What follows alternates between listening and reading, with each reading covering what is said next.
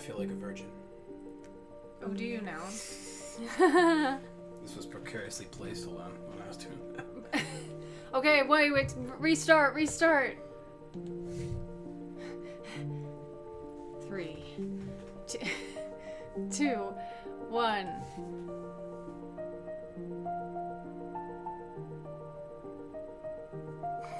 Welcome in. Hello, Yaz. Hello, Father. Hello, John of Sun Hillow.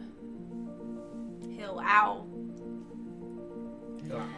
I'm Martin Schatz. This is Montopoly. And what are we doing today? We are going to do a recount of our wedding day. As I had the idea, apart from journaling, that we should stream our recounts of the day and then have the VOD as available for us as a video diary of sorts to kind of just talk about maybe we could make the music just a tad softer in the ear. How's the music to you guys? Music is like the app, okay. It's so quiet on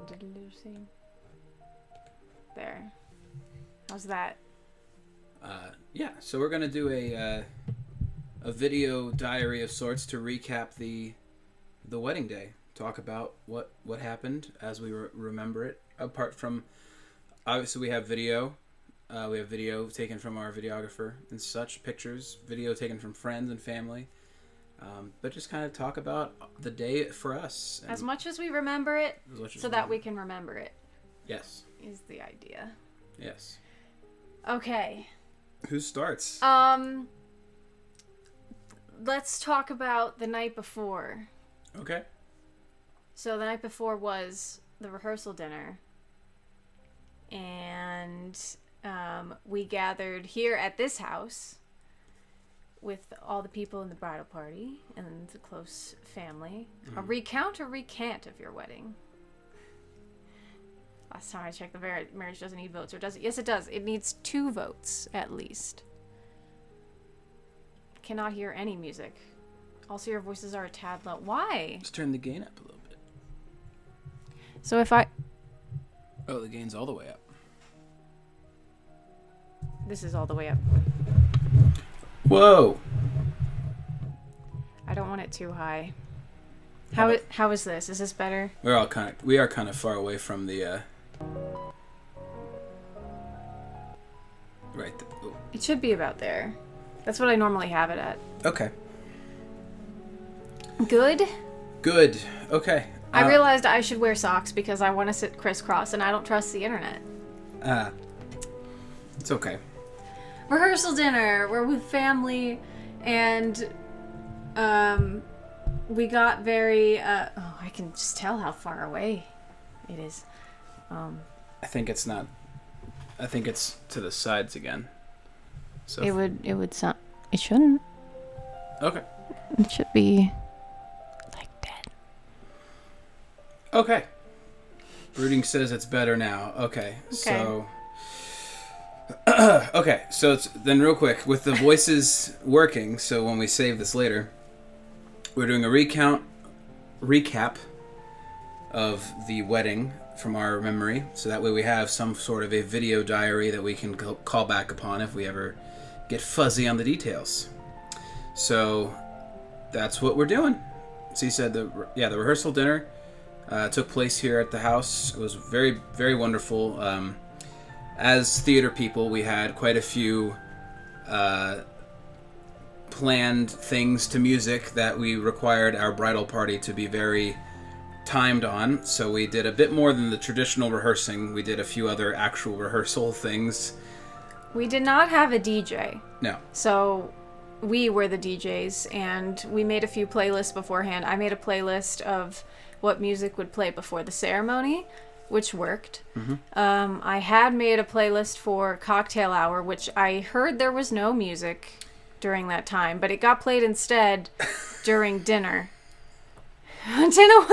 It was our stage manager. That was so true about the rehearsal dinner. Our matron of honor. Hello, how is your cheese tour going?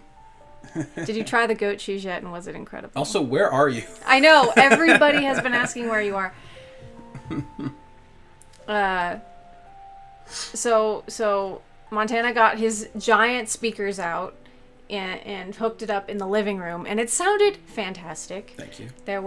We had 2 mics. One of them was my mom's, one of them was his, and they both worked really good. Okay, so tomorrow is She's Adventure. Nice. Yeah, I had never used those speakers. Oh, welcome back. I had never used those speakers where I have had them for so long. I bought them a few years ago for music that I ended up not using them for at all. Which is funny because the guy I bought them from said that he was selling them because he bought them for music and never used them, so he sold them to me, who meant to use them for music immediately and then never did. So the first thing I ever really used them for was our wedding, which was pretty cool. That's the first time That was the first time I ever really used them. Like, I think at all. They've sat upstairs in storage for forever. Wow, and they are so good. But yes, they're really nice speakers. I was very happy to get them. Did not have an audio jack like I thought, like an aux cord, so I had to do some... Luckily, I have an interface, so I had to do all this random last-second technical stuff to make them all work. But they did sound good. So yeah, we rehearsed the ceremony walk to our music we had selected. We rehearsed our bridal party announcement for the reception. We went over details. Everyone was so receptive at the wedding, of course, but our party was just... most of them were all theater people as well. It was really funny because Montana was very like this has to happen here, this has to happen here, and everybody was just kind of following along. But it all made sense in the end because it's like all that hard work that went into this during the rehearsal dinner made the actual ceremony so easy. So is it Charmian Montana or Charmian Montana? Britannia? I like Britannia. Britannia. That sounds like a D&D character. Britannia. Britannia. The land. I'm going to remember that. Yeah, but it was, we had a pretty well-detailed thing because apart from also a DJ, we did not have a coordinator. We did a lot, basically all this ourselves with the help of everyone else to help make it so it's huge appreciation and thanks to our entire wedding party. All of them were on it. It was kind of weird for us because we're so used to working in the service industry as well that having people work this hard for us felt, at least to me, it felt a little strange because it's like one of my groomsmen constantly was like, "What do you need me to do?" And I was like, "Oh, it's okay." He's like, "No, what do you want? Do you want to go get this? I'll go get it." And he went and got it, whatever it may have been. I constantly felt a little bit bad. Like the whole time, like oh, we're putting you out, we're making you do so much, and it's like no, this is our day, and they're here to help, and they did fantastic. I did tell the bridesmaids several times during the morning. I was like, and this is why you have 5. This is why I have 5 bridesmaids. I need every single one of you. Because like growing up, I thought I wasn't gonna have any bridesmaids. I thought that like having bridesmaids and groomsmen meant that they would cost like a ton of money to have. So I was like, I don't need them. Quite the opposite. They're supposed to get you stuff. Yeah. Which I guess to me it's always been the covenant of if I am the groom and I select all you gentlemen to be my groomsmen, if I'm ever in your wedding parties, I will do the subsequent same for you that you did for me. So it's kind of like I always thought that's what it was. It was like the trade-offs. I understand things now that I didn't prior, and now I wish I kind of had known earlier. I would have been a better wedding guest. You know things now. Many valuable things that you hadn't known before. Yeah. But yeah, no, the rest of the dinner went well. And food. Oh my gosh, I don't even want to say the food at our rehearsal dinner was maybe slightly better than the day of, but it kind of was. If anyone is a Ohio local or goes to the Dayton area, you have to try Mama DeSalvo's. It's an Italian restaurant. It's a privately family-owned restaurant. It is amazing. They make fresh pasta there every day. It's fantastic. That's what we had at the rehearsal dinner. We got a vodka penne alla vodka, an Alfredo, right? Their Alfredo sauce is the best Alfredo sauce I've had in my life. And a lasagna. All of it, and their bread and their salad. It's all fantastic. provided by his parents, and then my new sister-in-law Haley and Alyssa. Haley and Alyssa, Haley? they made the our little wedding rehearsal cupcakes. They were Earl Grey tea flavored. It was very good. She was with regular vanilla icing. Well, homemade by them, but that's a good question, Brittany. Also, think sweet petite. Barcelona food was phenomenal. What's the question? Who's Sweet Petite? Oh, that's my mom. Oh, I know that. I knew that. I forgot your handle. Sorry. But yeah, so that went well. Fun fact, yeah, Haley and Alyssa, my sisters, they were originally going to make our wedding cake, but our venue had a policy where if you were not a licensed vendor or the food didn't come from a licensed place, we couldn't have outside food that way. We were allowed to provide snacks of our own for the cocktail hour, but we got at Kroger, so it was like, as far as them making their own cake and stuff for us, they couldn't do. So that ended up being the Christmas gift from my parents, was buying the cake for us, which was also very good. Still kind of eating it. Still getting down to the last bits of it. Do you want to be closer? I can. I just like leaning back. I know. It's like very comfortable. Well, let's see if this might. Okay. So, yeah. Okay. Was the cake indeed a lie? It wasn't. No. We had a 2-tiered cake with like this green decoration and little gold. I should have gotten the ducks from dots. downstairs. Yeah, we had rubber ducks on top, bride and groom ducks. Mm-hmm. And the piece that we cut in the reception is the only piece that from that cake that we ate that day. Mm-hmm. It was supposed to be given to our bridal party, but that just didn't happen. We had other sheet cakes of the same cake. Yeah. But which worked so much better. So we still have all of the real pretty cake, but it's a decoration cake is what we've decided. Yeah. Thanks, Anakin. So let's dive into the day of. Okay. So night before, we split up because that's the tradition, I guess. Yes. You knew that. I did not know that. The bride and the groom do not. It makes sense. Once the rehearsal is done and the dinner's been had, the bride retires and the groom and her do not. We don't see each other. So you stayed at your mom's. I stayed here. I took a melatonin and then continued to stay up until probably, I want to say 12:30 or something, 12:31ish. Mm-hmm. And my mom was like, "Go to sleep," and I'm like, I'm okay. Actually, I'm pretty sure I'll be fine, because we couldn't get into the venue until noon. Yeah. So I woke up at 9. I think we woke up at the same time, because I woke up kind of early as well. I didn't have as much trouble sleeping as I thought. I remember feeling content with how the rehearsal went. I was feeling obviously excited. Yeah. I never once felt nervous. I never once felt the whole, if you see TV shows, the groom getting oh, I don't know anymore. It's I never felt that at all. Me either. I was trying very hard to remain excited, but not so excited that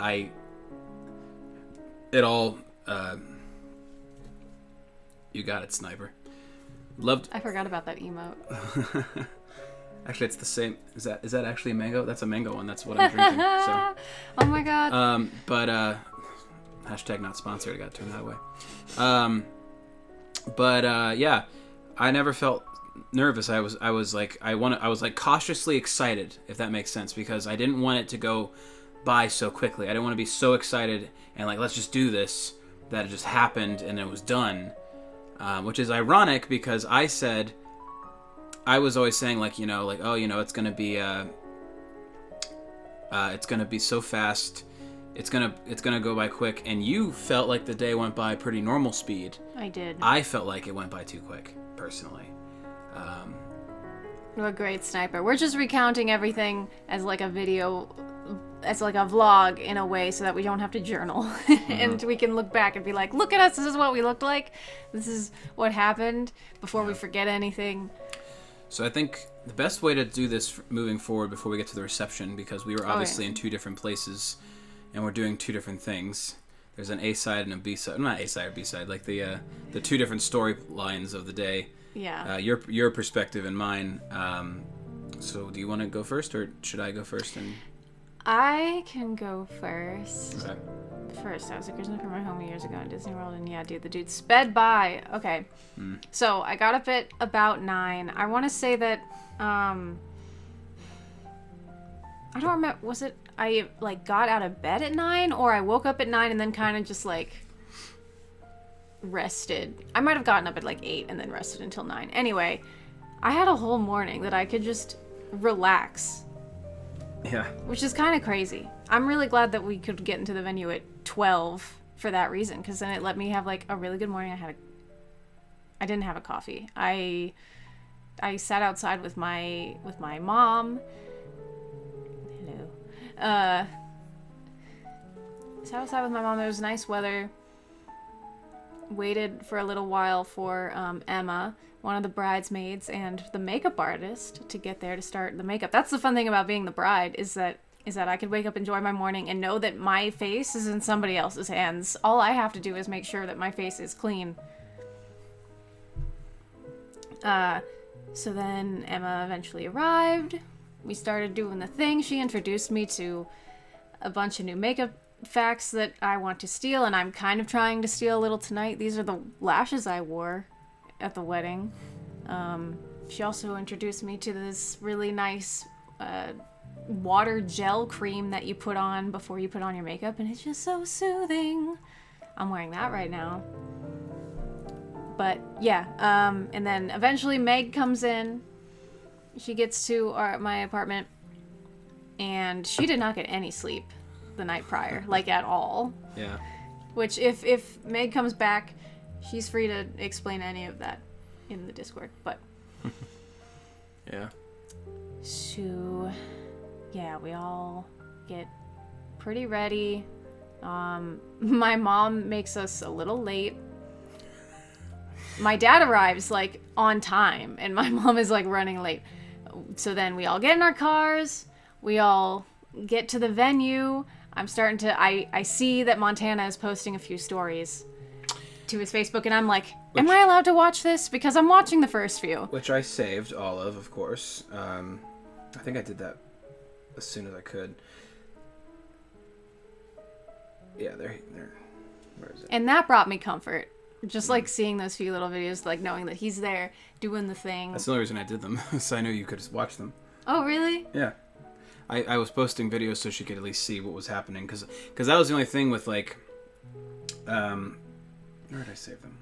Did I save it as a whole thing? Oh, that's something else. The one where you first, or like when you wake up and you're outside of on your patio. I think I just saved them on Instagram. I don't think I saved them in my camera roll. I think I archived it all. That makes sense. Let me see, archive. I wasn't really touching my phone much. And I didn't the whole day, and I'm glad I didn't. Because I realized that there's other important days I've had where I've been like, I don't know, just on my phone. And I realized I'm like, today cannot be that day. I don't want to say that I've been doing that at all on this day.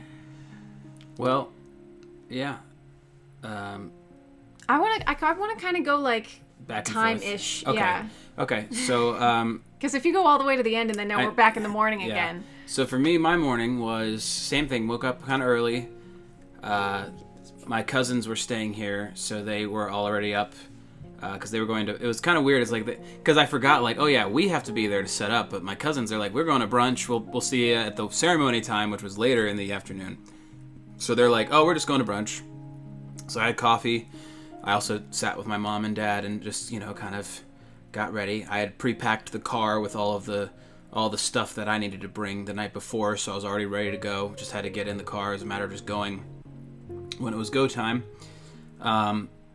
So yeah, just had a really peaceful, chill morning. Then got in the car and then drove over to the venue.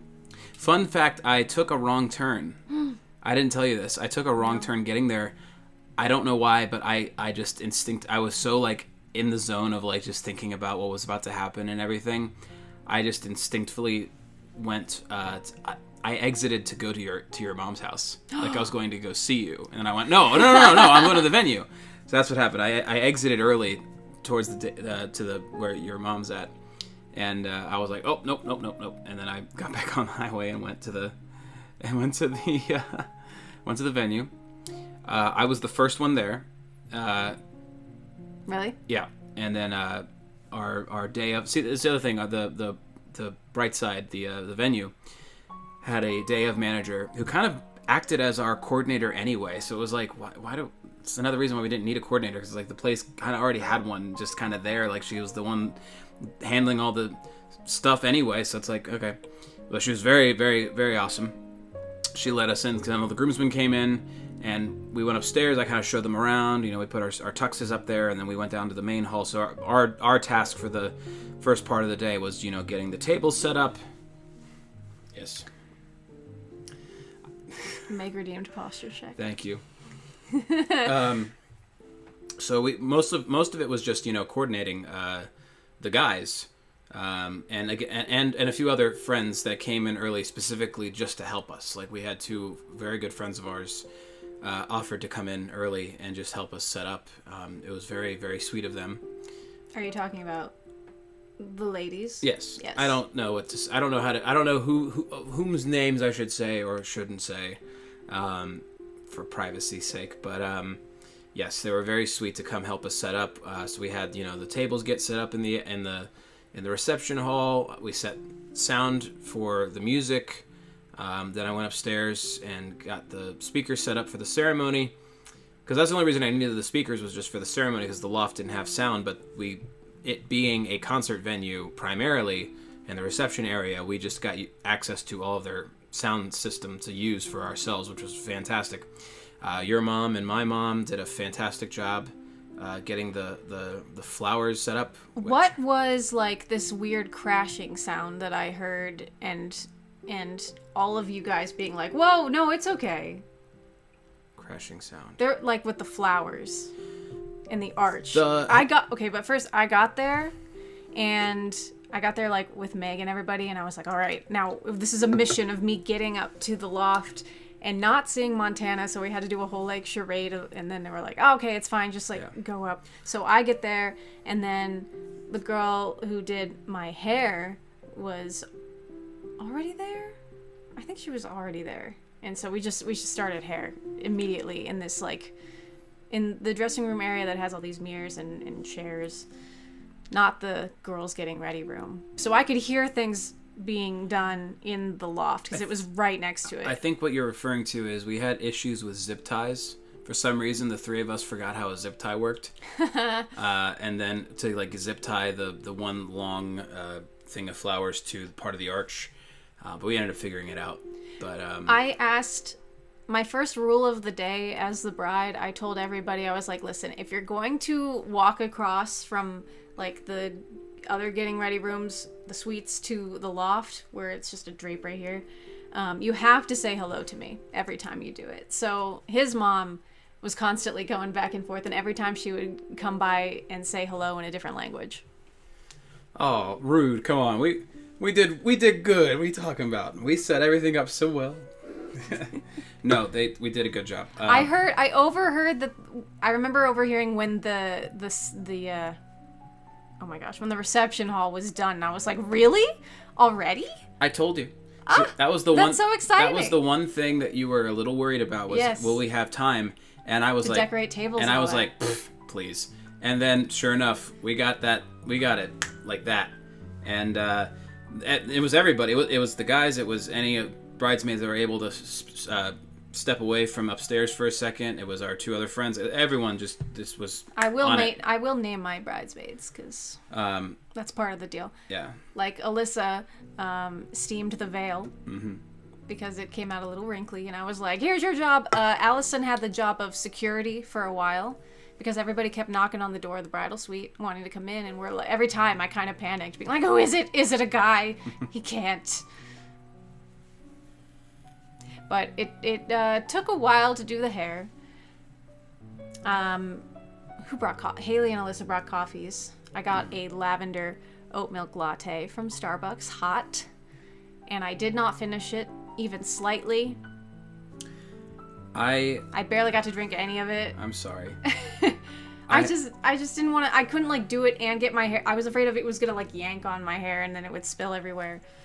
Well, we got everything set up. We got the table set up. We got the decorations there. We got the lights set. We liked, everything came together so smoothly. Everyone was, it was just so nice. And for me, what I remember was just like how well oiled the machine was, which was large in part to, I think, both our planning and I like to think my delegation to the crew, to everybody, and everyone pulled it off so well. And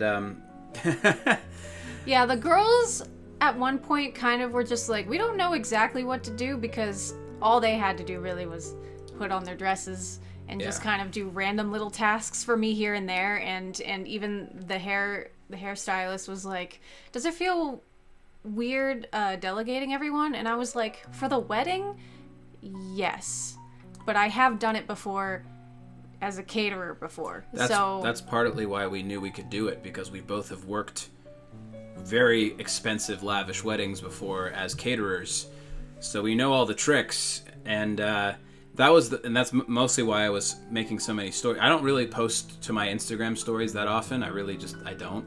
The only reason I did that morning, well, partially because obviously I wanted to have memories for the day, because I wanted to make sure I could take as much video as possible. But I was taking them because I knew after all of this year of planning, that obviously Shar was as much a part of as I was. It now came down to me to make sure it was executed, because all of that morning was, you need to worry about you getting ready, and everything else will be taken care of. So that was and I wasn't stressed of like, oh, she's not gonna like it. It was just that's what gave me my most drive, was like, it is now my responsibility to make sure everything is evenly delegated, so all of this happens that we've planned. Because we talked a big game about not getting a coordinator, not doing that. We can do it ourselves. Here's the time to prove it. And everybody did such a great job doing that.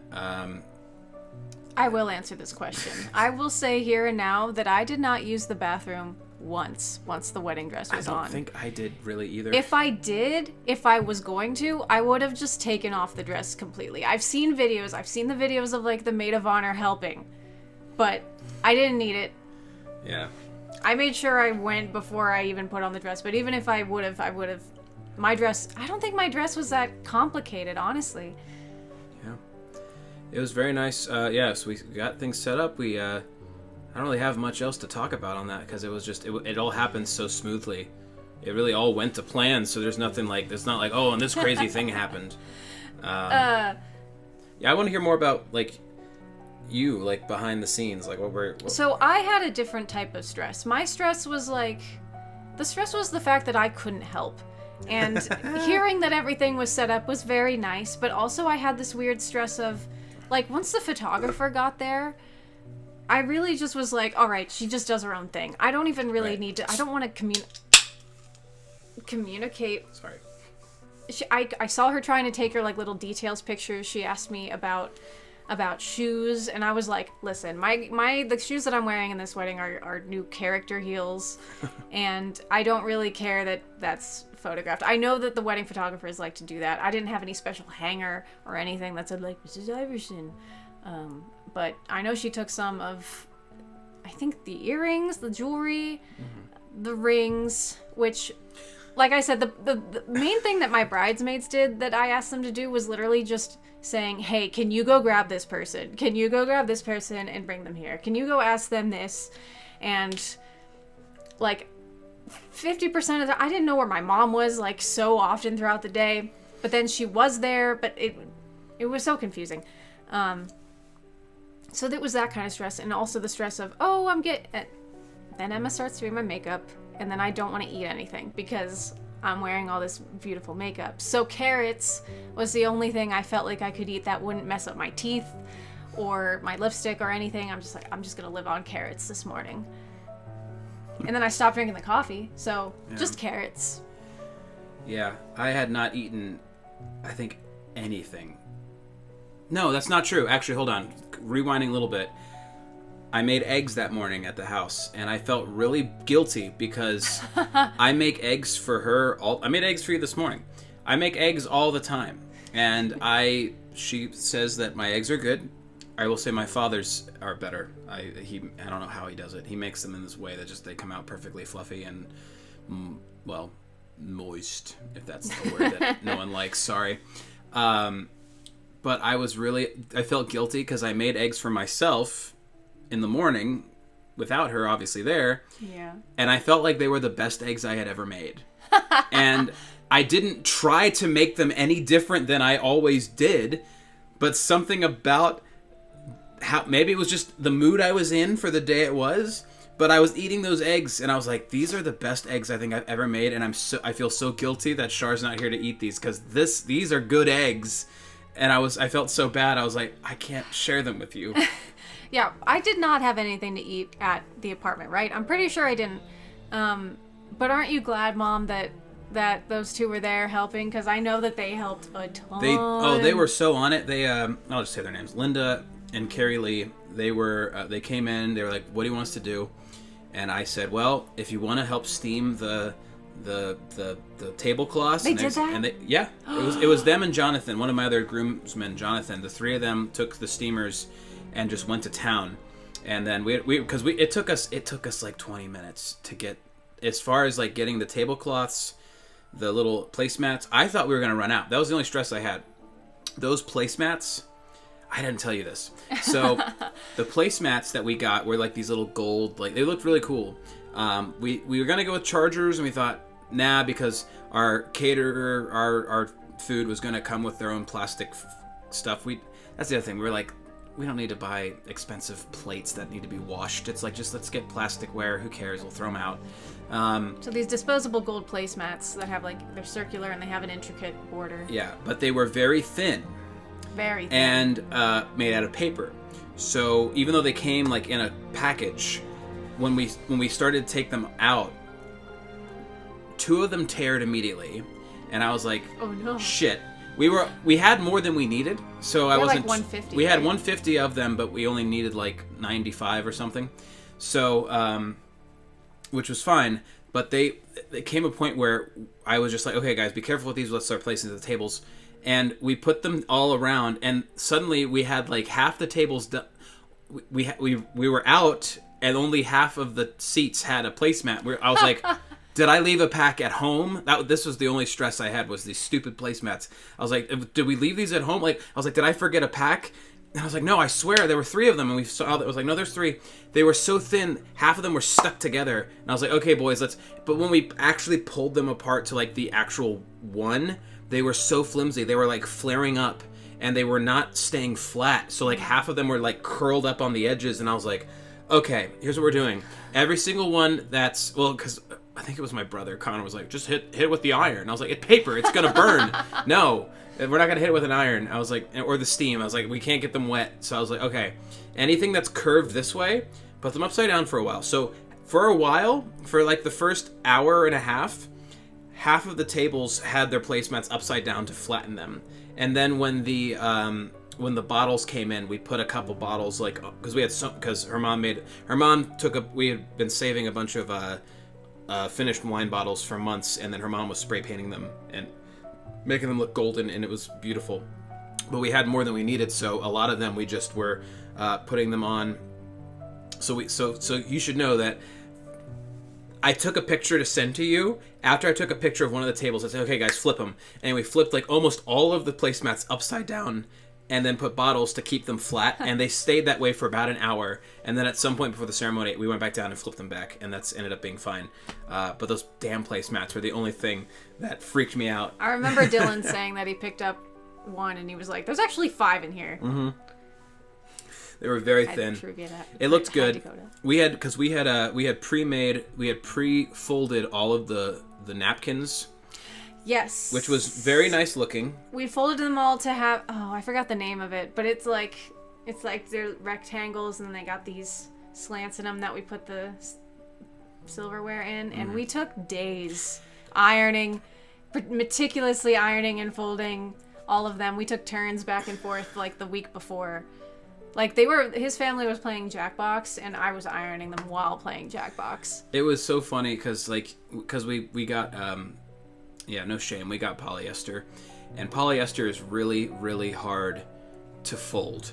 So I realized real quick, I was like, okay, we were originally just gonna waterfall them, like we're just gonna have them like regular fold, like in, and then just like let it lay and drape down the table. Which is a very nice looking fold, and what I've done for a lot of catering shifts. But then we found the one that's like intricately folded to have the 3 slots so you can put the silverware in it, and we were like, that looks cool. So we really dedicated time. Especially because we knew that, like, compared to all these other weddings with crazy, crazy decorations, we're like, this type of fold will probably make all of this really stand out. Yeah, which it did, but yeah, because it was polyester, we couldn't just fold it the way the fold required and then we're done. Every time we folded it, we'd have to crease it and iron the crease. Nice. Meg, welcome back to being a sub. Thank you, Grunge. Thank you. And hi, glad you're here. I was going to say, Dakota and Grungy, if you want to join at some point. Join when we get to the reception part. And then you guys can take over. I don't care. So you can, because we want to hear from your sides of the story too, from the part because of when you were there. Yeah. So we had plastic, gold, silverware because working catering, I'm like, it's so dumb to have to. Sorry, Pete. Pick up all this. Yes. Pete, I love your running gag with the cake. That's very funny. We were like, we don't want to have to wash any silverware or anything like that. It's just so much easier if we just dispose of it afterwards. Don't want to deal with all that. Why bother? But I guess the caterers had their own silverware, so oh yeah, not a lot of the napkins ended up being It was so used. funny because even before it was revealed the caterers brought their own plasticware. Nobody wanted to unfold the napkins because they looked so good, which made us feel good. They looked so good, and they knew, and some of them knew how much work went into folding them, so they were like, I can't Literally, do when it. I tell you, one napkin took like 3 to 4 minutes to fold because we'd have to fold it and then iron, crease it, and then hit it. I had a bottle of lavender starch, fold, crease, starch, wait, iron, fold again, starch, wait, iron. It took a minute. It took a minute, but they looked good. Yeah, maybe we should try that on on stream real quick. If I had one left, I could. I have muscle memory now of how to do that napkin. But the other reason why we did not, we went with the ones we did is because we were able. This is also, I guess, this stream can double as if you ever need tips and tricks on how to save some money at a wedding. We got them from Tablecloth Factory, which has a free return window, a refundable return window, 60 days out from when you purchase. So we bought them like 45 days out to the wedding.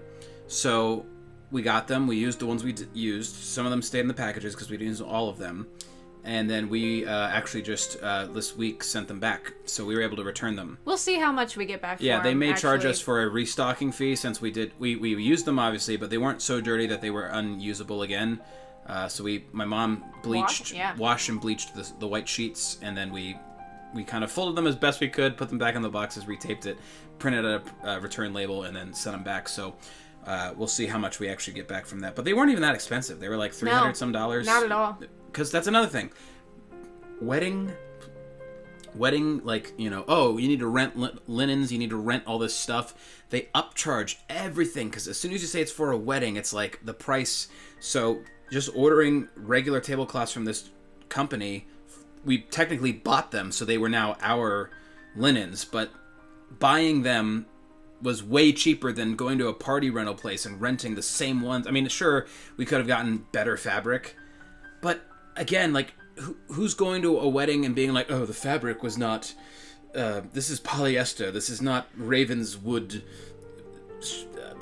I don't know. But something about the things that we all put together on the tables and all that, I think it made it, they said that our wedding kind of classifies as bohemian, mm-hmm. which is a funny name. For reasons. No, we're not going to get into it. If you don't have 1,000 count tablecloths, I'm not going. Well, we had. That's what we're talking about the reception, but I mean, we had barbecue, so we did. Let's get back to before the ceremony. So you're getting ready. I'm getting ready. Everyone's telling you hello. Meg's feeding you carrots. The photographer gets there. She is very, like, on a mission, I guess, is a way to put it. Like, she knows what... I was like, well, she knows what she's doing. She's doing all the things, so I didn't want to get in her way. Mm-hmm. Like, it's weird because I've worked weddings before, and I thought that the photographer and the bride were gonna be, like, I don't know, a different kind of relationship. But on the actual day, I was like, you know what? I just want to be bride mode right now. I don't really care about the photography and all that. Let them do their thing. So, that makes sense because usually maybe for you, because obviously the bride is going to be getting ready no matter what. But that was the only semi-annoying thing was when she kept coming up to us. We were obviously a normal wedding would have coordinators, so usually the rest of us wouldn't be doing anything. So it's like, let's take some photos real quick. It's like, so she was trying to take photos of us. I'm like, I'm doing stuff. I am setting up right now. Like, I'm not ready for a photo. I'm in my backwards hat and my street clothes. I'm not even dressed yet. Because she came up to me. She came up to me. She's like, "You're not in your tux yet." I'm like, "I'm doing shit. Like, I'll get in my tux in a minute." Which it was just strange watching the hours go by, knowing the timeline that we had made for ourselves months prior. We made this big timeline, being like at like 1 o'clock. This is when the photographer arrives. It was like 1:30 or something, and then it's like 2 o'clock. By 2:30, everybody is in costume. We're in costume now. Places in 5 minutes. Yeah, I mean that's kind of how it felt. But it was weird watching the time go by and just like knowing what's coming and so fast.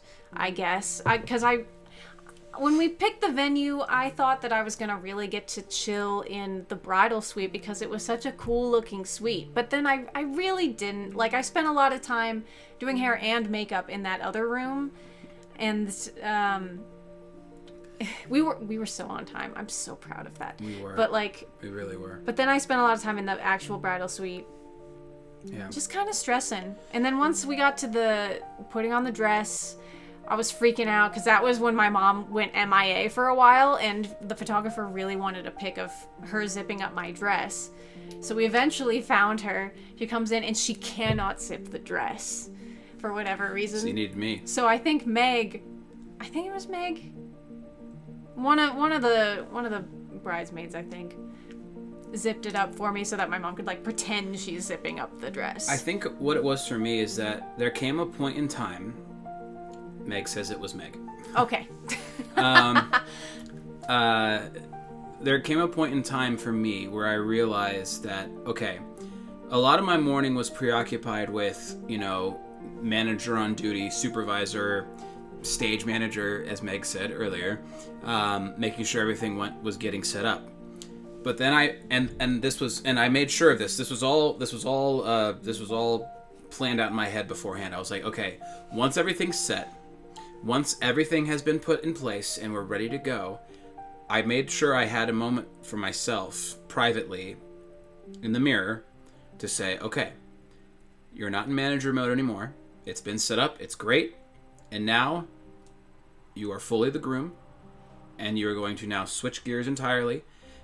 As soon as you are at that arch ready for the ceremony, you are no longer worrying about any more details as far as anything else. It is now you are the groom, and you're going to enjoy this day for what it is with your lovely bride, and you are going to remember everything and enjoy it. So I had that moment with myself about 10 minutes before we got really ready to go for the ceremony, where everything went great, everybody did a great job, but it's now out of your hands. What's meant to happen next is what happens next is what's meant to happen. However it is, because obviously not everything ever goes perfectly according to plan 100%, but accepting that and saying we did everything we could have done, and it's perfect in its own way, and it's, as my dad even said a few nights before, even if something doesn't go crazy perfect, it's endearing because it's beautiful and it's imperfection in that way. And I don't really think there was anything that imperfect, so it was still beautiful. Yeah. So so now we've arrived at the ceremony. Hold on. Yes. I get in the dress. I'm like, we're getting a bunch of portraits of me by the window and whatnot. I am wondering to myself, am I doing enough posing? Because, and this was a thing throughout the entire day. Like, once we were married, I will say, like, all the pictures, I am smiling the exact same because I did not care to, like, do it any other way, you know? Yeah. So, part of me was wondering that. And then, she was like, okay, do you want to do a first... I know you said you don't want to do a first look. But I was like, I like the idea. I think, was she the one that said... I think it was the day of. She's like, do you want to do a first look with your dad? And I was like, yes. So we got that coordinated where he went into the room where I was getting my hair and makeup done, that like room right next to the ceremony area. So she had him turn away, and I like walked up to him and like tapped him on the shoulder and like spent a minute there so that she could get that shot. And then he turned around and then he got that shot, and it was just lovely. And then after that was the first touch, which is what we did want. Mm-hmm. So in that same room, I like scuffled behind the door, like here's a door, and I'm like here, and I'm making sure with the photographer, I'm like, you see all these mirrors? Can we make sure, like, there's no way that he sees me through these mirrors, right? And she tested it, and he didn't. Yeah, she led me into the doorway, of which she was behind the door, and we just did a simple, around the door, holding each other's hands. So she got a shot of, from her angle, we can see the two of us, and we're touching each other, but we can't see each other. And that was when that was such a needed moment for me, because the nervous energy of everything that had been happening. I'm now dressed, I'm ready to go, guests are arriving, it's all happening. And I even said this in my vows, how I feel like I am kind of static I've always felt like I'm very static electricity in my nature, in my personality. She is very good at grounding me and making me come back to earth. Like, if I get a little too... She's very good at, physically, even just with a touch, like, okay, we're grounded, we're good. And that was what that moment was for me, because everything that had been happening, and nothing bad. It was all beautiful and wonderful. So many good things. It's just all...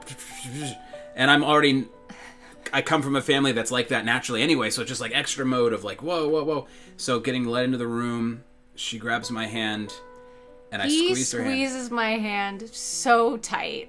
Like, but that was so tight. Not like to, not more so just in because I also hadn't touched you all day. I know. Okay. I know, but it was like very tight. I also realized there that I've seen videos of some couples where they like have a little conversation. Mm-hmm. And I thought of that while I was at the door, and I was just thinking like, I don't know that I need to have one. No. Like, I just know you're here. That was the first glimpse of your dress I got, though, was just the sleeve. Okay. I never told you this. Okay. I didn't, obviously. It was just the perfect little preview before we went for the ceremony.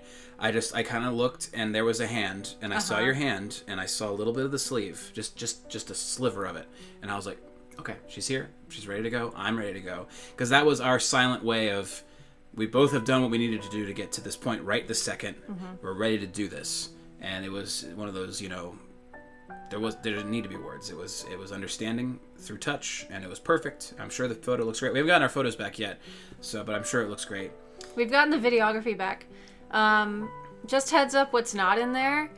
We don't have Meg and Dylan walking down the aisle. Really? We have all the others. Oh, boo. But not Meg and Dylan. That's okay. That's fine. We do have their full speeches. Did your mom take video of that, or? I don't know. Mom, did you take video of the whole aisle walk, or just some of it? Well, she didn't get Haven and Lux in, but somebody else did. Well, before we get further into the ceremony, I actually need to use the restroom. So, sorry, I know this is unprofessional. I'll be right back. So, just chat. I bet he was moving to get the perfect angle.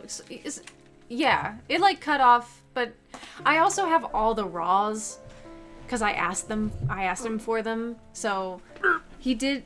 Once the ceremony started, once I started walking down the aisle, that is one video. Like, he never cut it. Yeah. And that's what he sent us first. Oh my god. Don't mind me. He sent me that first, so I was like, I'm happy. This is what I wanted. So that's good. And then I got all the little tiny pieces afterwards that I'm like, this is a lot to process. Like, it's gonna be a second before I go in and try and make anything out of that myself. I only have Sharon dead. Okay. But yeah, we have the speeches, so like, it's fine, right? It's fine. Let's see. What am I missing? I like how colorful the chat is, by the way. Everybody's got like a completely different color. It's very rainbow. Oh my god, I love you so much too, Meg. I wish you weren't married yet, Meg, so I could experience your wedding. It's like most of the people... That's not true at all. That's not true at all. Two of the people, the original two bridesmaids I had, were already married. So, heck yeah. Heck yeah, I want to come to the renewal. Yes. Where am I at? It's so hard to do without him here.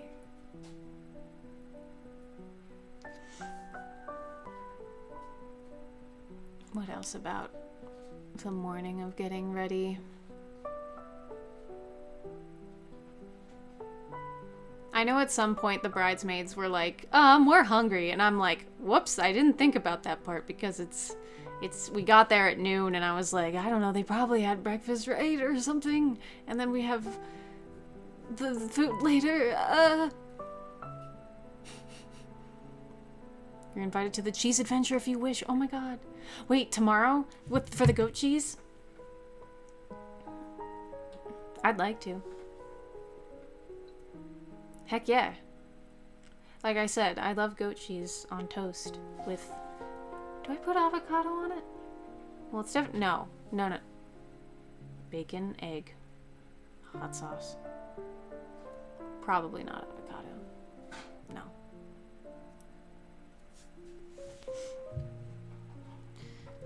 The wedding venue was extremely pretty, third only to the everyone in the wedding party, which is second only to the bride and groom. Oh, I see what you're saying. You thought the people in the wedding party were pretty? I think so. Welcome back. Yay, we're invited to Cheese Adventure! Or at least I am. Cheese Adventure. Which cheese? Brie. No, goat. Brie was last week. Hi, Lorenzo. So what's where did we leave I off? didn't really. Okay. So let me do this first part first of the touch. ceremony because this was before you showed Oh up. wait, no. Let me say before even the ceremony, Okay. there was one thing. Right after the first touch, the photographer was like, "Do you want a few minutes to yourself? Like, I can give you like if you want 5 minutes to yourself or whatever." So I was like, "Yeah, I feel like that's a mandatory thing I should do." So I went in the hallway area, like the room right by the dressing room, the between hallway. And I only got shut in there for like 2 minutes before I was like, I'm good. I feel like I really didn't need the time that much, but I was like, I feel like I should anyway, because just to say I had a moment where it's just me, it's like my last moment as my old name and wearing the dress, and here I am, like looking at my hands, looking at my nails, also done by Emma, the makeup artist and bridesmaid. Incredible. She did all the bridesmaids' nails. It was for me too in those moments before the ceremony began, because obviously Meg and Emma was like, you better cry when she walks down, because if you don't, we're gonna do this again until you do. And here's the funny part about that. I was already crying before I got in I wasn't even in my tux yet. And really? I started to tear up just because again, everything had been go, go, go. Yeah. So when I actually let myself stop for a second to think about what was about to happen, I started to tear up and I went, nope, not yet, save it. And I was like, Actually, though. Yeah. So we got lined up. And let me say, it was so scary because I was like, he can't see me, they can't see me. Oh my gosh, this shuffle to get me out there. I'm so scared. And my dress is long. Like, I got a long train. So I'm like, people can step on me. Queen. Oh, I was gonna say one more thing. Oh yeah, just everybody telling me once I was in the dress and everything was like put together, everybody was like, she's the most beautiful bride. You were. You very much were. I'm jealous that you got to keep your dress, and I did buy my tux, but the vest that I had was rented, so I couldn't keep that. The vest was so cool. It was the perfect champagne gold. It was great. How does one give champagne to champagne? Oh, the French champagne. So yes, we get lined up. I'm as guests are arriving, I'm still out there, kind of like saying hi to everybody as they're coming in. Just kind of like talking to them, real quick, just kind of getting everybody all together. And One then moment. I'm gonna see. Okay, we're good. So I'm saying hi to people as they're coming in. They're getting set. The only sad thing that happened was a set of my cousins got stuck in an awful traffic, so they were unable to see the ceremony. But it ended up being okay. So we so it's go time. The music starts. We start going. That's when nerves really start hitting me, and it's like it's a new type of nerve too. I think it's like the nervousness of the dress rehearsal wasn't really a dress rehearsal like other shows are. It's like, this is the first time we're doing it in this space. This is the first time with the amount of length everybody has to walk. This is the first time in this dress. But it was perfect. It all went so well. I mean, but I'm just saying that nervousness that I had was really crazy. And at that point, yeah, I would y'all started walking, and we made sure that the door was like, I was like, please, oh my God, shut this door right here because everybody could see me. Yeah. Go on. No, just we got up there. Everyone came down. It was really cute because every groomsman except for Jonathan came up to me to give me either a high five or a handshake and say something. Jonathan told me after, he's like, I didn't know we were supposed to do that. I'm so sorry. Which was hilarious because he was just in it. If you know Jonathan, it was perfectly in character for him to just like come up and be like, yeah, and then let's do it. We all get up there, and what was really adorable was I can say this now. My nephew, this is weird to say, my nephew, the ring bearer, Luxon, was perfect. It was really cute and sweet because like at the rehearsal dinner, he did get really nervous. We practiced it in our living room, and he was crying, and he was not in the mood to do it. And we had this little case for him that said ring security, and he was just not having it at the rehearsal. But when it came time to do it for real, he strutted down that aisle like he's gonna be a runway model one day because he was ready. He was like, yeah, I got this. This little, not even 2 years old yet. He's when it came actually time to do it, even because I actually specifically because even for the ceremony music, I should say, we cut all that music ourselves. So everything in that track was blended and cut specifically by me. What was your song? My song, yeah. So the song that started the ceremony that I walked down to, and most of us walked down to, was Into the West from Lord of the Rings. It's one of my favorite themes from that entire trilogy. And yours?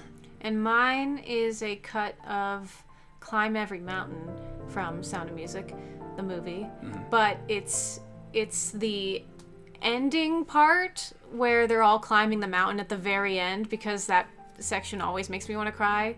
Always has. But then I cut it right at the very end, and I replaced it with the end from Climb Every Mountain from earlier in the movie, like the actual song Climb Every Mountain. I had to raise the pitch up on that one and then splice that onto the end of the other one because of the way that the song ended to be a little less harsh, I guess. But it was all beautiful. The fact that even down to the detail of the music was cut specifically by us. But it's funny because I had allowed a little extra time in the walk before her appearance, because the obvious moment for the change in the music came when her track started playing. But I had allowed a little extra time because I had a feeling that maybe with the two younger kids in the bridal party walk that there might be needed an extra time just in case. But when it came down to it, Luxon went for it, and it was perfect. So we actually had a little bit extra time. By the time everyone got up and in place, and what was next to happen was you appear. There was actually a bit more time than needed, but it was fine. I was wondering about that because I was like, "Is everybody up there? Is everybody up Oh, there?" we were there. I was asking the coordinator. That was the first time I'd like really seen her at all, and she was like, "I'll help you like fluff your dress," and I'm like, "Okay, is everybody out there? Is everybody? Oh, where's the music? Is it?" Yeah. It was perfect. And then, do you want to go into detail about the ceremony because we have that recorded? Or... Yeah, duh. Oh. Yeah, because it doesn't have our exact thoughts. Well, I'll say when she appeared... I will say that with everybody standing, from the entranceway to where we ended up standing, we did have to like do one of these. That's what the path was. So because of that, when everybody was standing for me, I actually didn't see Montana for like a good moment in this walk, and then all of a sudden I had to like make my way around people's heads, and I'm like, oh, there he is. Mm-hmm. Which was good because my mom said that she saw me silently account for that fact, because as soon as everyone stood up, I realized I can't see you perfectly yet. So I did not try to like bob and weave and like look over heads to try to see you. I wanted my first image of you in the dress to be the full thing. So my mom says that she saw me from her seat. She saw me, immediately realized that was the case. I looked down and I waited and I waited. And then Dylan tapped me on the shoulder, and then I looked up and there you were. So that all happened organically. That did not get planned. That was not said. I didn't say, hey, tap me when you see her. It all happened naturally. And when I saw her, I immediately started to cry, and I audibly said, oh shit, because of how beautiful she looked. I could see him mouth that. From across I wasn't trying to be funny. I was just it was involuntary. Yeah. So she came down. I had a nice little moment with her dad as he gave her away. But what we did, which was very special and unique to us, was instead of the traditional, talk to the father of the bride, he gives her to me, we go up, and then, everyone sits, and then we start. What I wanted was that our officiant seated everybody, and then as her dad was still there with her, my parents and then her mom came up, and then with the officiant, we all huddled, and he said a blessing over us, not silent, but like privately, just to us to hear. And then we proceeded, then they all sat down, and we went up to the archway where the ceremony was held. So, I'll also say real quick that the walk down the aisle is something that you think of, like, since you first see a movie where there's a wedding. So, many thoughts were happening as I was walking down. I mean, basically two thoughts. One, Montana, obviously. The other one being, like, what is the way, how much should I be looking around at, like, other people? So I was like, I just like kind of a glance to get an idea of who's here. And it was at that moment where I was like, wow, this is so many people that I know. Yeah. That kind of hit me really hard. Did I leave the stove on? It's funny because it didn't get real as I was walking down. It was already real to me. Well, for me, it's funny because, so I should say, we had decided early on in the planning process that I would have a chance to have my own walk instead of the traditional of the groom's already up there with the officiant by the beginning of it all. So she said, I want you to have your moment too. But what's so funny is, like, after all that, I do not remember my walk at all. And this is more to like my point of like how fast the day went. It was just like, I felt like I spawned up there. It was like I was in the line, and then suddenly I was there. It was like it was so quick, and I haven't seen this part of the video yet, but you saw it, and you said that I kind of like marches. I marched. Did it look cool at least? I didn't watch it long enough. Apparently I marched. I don't recall any of my walk. That's a anybody in chat question. That's a Dakota Nick, did that happen? I don't know, because I don't recall the walk part. I got, next thing I know, I'm up there. But the ceremony was truly beautiful, and everyone that was there that I've spoken to, family or friend, has had that much to say. It was very beautiful. We were up there together. Obviously, it was because by that point I couldn't take my eyes off her, obviously, because she's standing in front of me, and and my mom and my brother did a reading. My mom did a psalm, and we exchanged our vows, which were very touching and made, I think, both of us cry. And he quoted Corpse Bride at the end of his, because he knows I love the Corpse Bride vows. I did. I put the Corpse Bride vows at the very end of mine. And then some people caught that. I think, yeah. But I will say that as soon as she was in my line of sight from the second I saw her, I don't know if you felt this way, but I truly felt like the room was empty. I didn't look at anybody else. I did not glance to people. I didn't look and be like, hey, there was one time I did in my vows where I was explaining what Discord was really quick, because I mentioned Discord in the vows because I was talking about a memory of when we would stay up late and talk over Discord when we were living long distance, and I quickly glanced to the audience and the audience, Jesus Christ. I glanced to everyone there and said, Discord, just think of FaceTime if you're not, if you don't know what that is. But that, for me at least, as soon as my eyes were on you, through the rest of that ceremony, I did not look at anyone else. I do not recall anyone else's facial expressions or looks. I just was locked onto you. I was locked 100% onto you. And that's what my entire vision of that ceremony, my memory of that is just looking into your eyes, for me. So that's literally my point of view for the whole ceremony. Oh, wow. I mean, what were you looking at when you walked down the aisle? I don't remember. I guess you don't remember. I think I looked at. I think I did that thing where everyone's looking at me, so I was like, "Hey." Yeah. Okay. I think I acknowledge people. Yeah. But it's so fast. Yeah, I had in my vows to make sure to notice all the details of everything, so I took a good minute to look around and make sure I could see it. And there's a lot of things that was recorded on video of people in the crowd that I did not catch, obviously. Well, it's also hard to soak all that in legitimately. But I tried to soak in enough of it so that I had...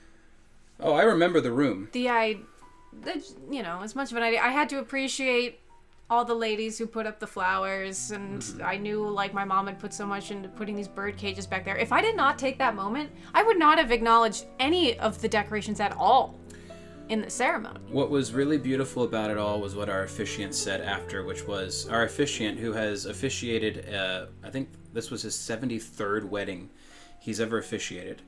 He's a family friend of my mom and dad's, so that's where we met him, and he's a really, really cool guy, really awesome, passionate Christian man, and he ended up saying after the fact that legitimately, out of all the weddings he's ever officiated, this one was not only went the best, but it was he said, this was one of the most beautiful, pure ceremonies he's ever done, because he's had the ones before where I'm officiating these two people, and even in the moment of the wedding ceremony, he's like, I don't know if this is going to work out, but I'm here, I'm going to do it. But he said there was not a doubt in either of our minds that we loved each other, the way we expressed towards each other.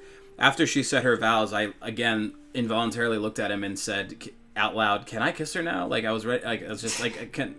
It was, but he said just the love you guys have, and the love, and this was not only him that said this. A few other people commented this throughout the rest of the day, that not just the love that they could see that we had, but the love that everyone else in the room had for us and for getting it set up and just being there. He said it was one of the most pure, holy beautiful ceremonies he's ever seen. He said we did pay him a little something for being there, but he almost didn't take it. He was like, I want to. He said, I legitimately would have paid you to be here today. So it was just very sweet of him to have said that, and it's true, because I think that is exactly what it was. That's what it was for me. So, because we've also been to a wedding and we've felt that of, but I don't think there was a single. That's the best thing, is there was not a single person at our wedding who could have walked away from that and said, "Yeah, we'll see what happens. I give it this amount of time." There's nobody, and I mean that sincerely. There was nobody there that thought that even once. It was more of a, well, duh. Kind of that's more of the feeling I got, was, well, yeah, obviously they love you, it's just so, yeah. Yeah, I mean, we had like 3 meetings with him beforehand, and he gave us like an outline of what the typical structure is, and we kind of dove in section by section. and figured out what needs to be there, what doesn't, what can be switched out, because there's other weddings that I've seen that has like a lot of repeating things, and I was like, how necessary is that? It's like building a custom computer. Keep the really, really important bits. But it was good, it was beautiful, it was perfect. It's on video, so that's great. And then, we were announced, and then we did the thing. This was another thing that I had seen about at one point, and made sure this was a part of is that right after the ceremony, after we kiss and we're announced by our officiant, we walked down the aisle. We walked back up the aisle. We went off into the bridal suite alone, and we took a 10-minute just for ourselves. No one else was allowed in. Just give us 10 minutes alone together to really soak in and digest what just happened and appreciate each other's time. Which is what we did, and then Steve came in, our officiant, and he signed off on the marriage certificate, which we thought we had to sign that, but no. Right, yeah, we didn't. Which, by the way, we mailed in the day after, which has now been 3 weeks. 3 weeks exactly. And it still hasn't been filed in the county records, and I'm a little worried about that. So that's another thing I've got to figure out. I can't do any of my name change things yet. I think it's our city's mail. They're a little finicky. So we've called, and they've said no, it's not here yet. We haven't even seen it. It's not been filed. So I'm hoping it's not lost somewhere or just sitting in a pile of mail that's yet to be delivered for some reason. I'm not sure. So I think there's a 90-day time frame in which this has to be filed. So we're only on week 3.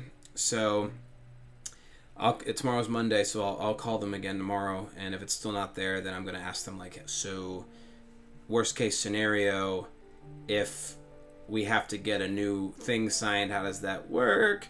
But also, it's like, my mom feels bad because she's the one who mailed it, and she was like, the county office isn't even that far, I should have just taken it straight there. And it's like, it's fine, it's not your fault.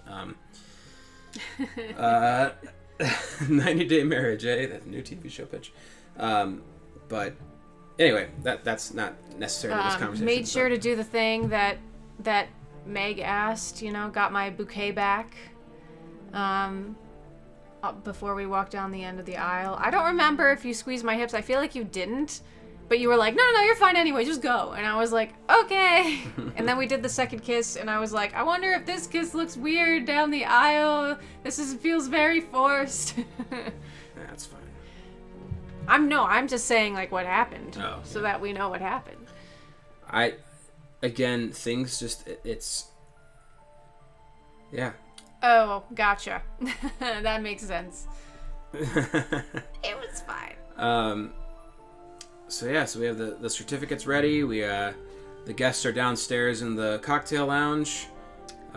We started taking photos. We did this again, kind of coordinatingly, where I told the photographer, I was like, okay, all the shots you need of just the bride and the bridesmaids, let's do those first, so that me and the boys can get some of this stuff packed that needed to go immediately. Because that was the thing at the bright side, was we lost access to the ceremony loft at the reception time. It's just because of the trade-off of the day manager to the night manager. It's like she's got to lock that place up, and the loft has to be, you know, cleaned out and done before the reception starts, which we knew that going in.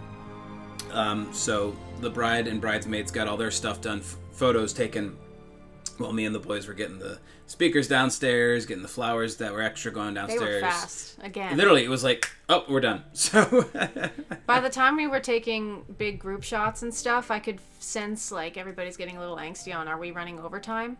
And so I was like, what time is it? And they said, blah, blah, blah, blah, blah. And I'm like, we're still on time. Yeah, we were on time. It felt like we were running late. We actually planned out that really, really well. Mm-hmm. I think we got all the pictures we wanted. There was one shot where the photographer said, all right, bridesmaids and groomsmen, get all the way on the other wall. Montana, Shar, do a kiss, and I'm going to tell them to do something. Don't worry about it. So we do that, and all of them come running and screaming at us, and we don't break. Because we're professionals. Yeah. Because I thought that meant, well, they want us to keep it. But then I quickly realized, oh, wait. It's because they want us to break and be like, ah, ha, ha, ha. Yeah, but we didn't. But so we didn't. The pictures probably look like everyone running and screaming and jumping, and we're just perfectly locked. Until my brother tackled me, which that was funny. But it was great. Yeah. So then we get downstairs. So then we take off my sleeves on my dress. Yeah.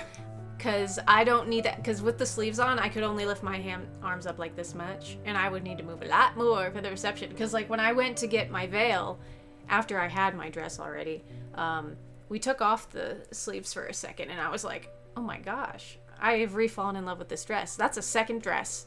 That's 2 different dresses. Yeah. So, I know they were so hard to button. But then they were off, and I could, like, move around like crazy, and then we figured out the bustle situation, and then I was free. Yeah.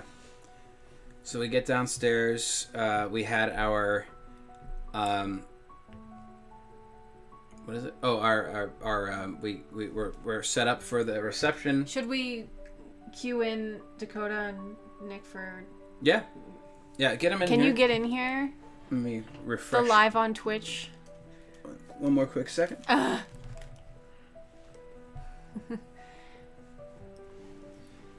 I do not, Toaster.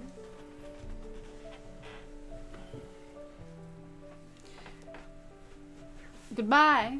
I'll be right back. Dakota, Nick, join us. Oh, Dakota's already in here. Hello? Oh. Hey there, buds. Hey. I see you guys are talking about a certain day, eh? Yeah.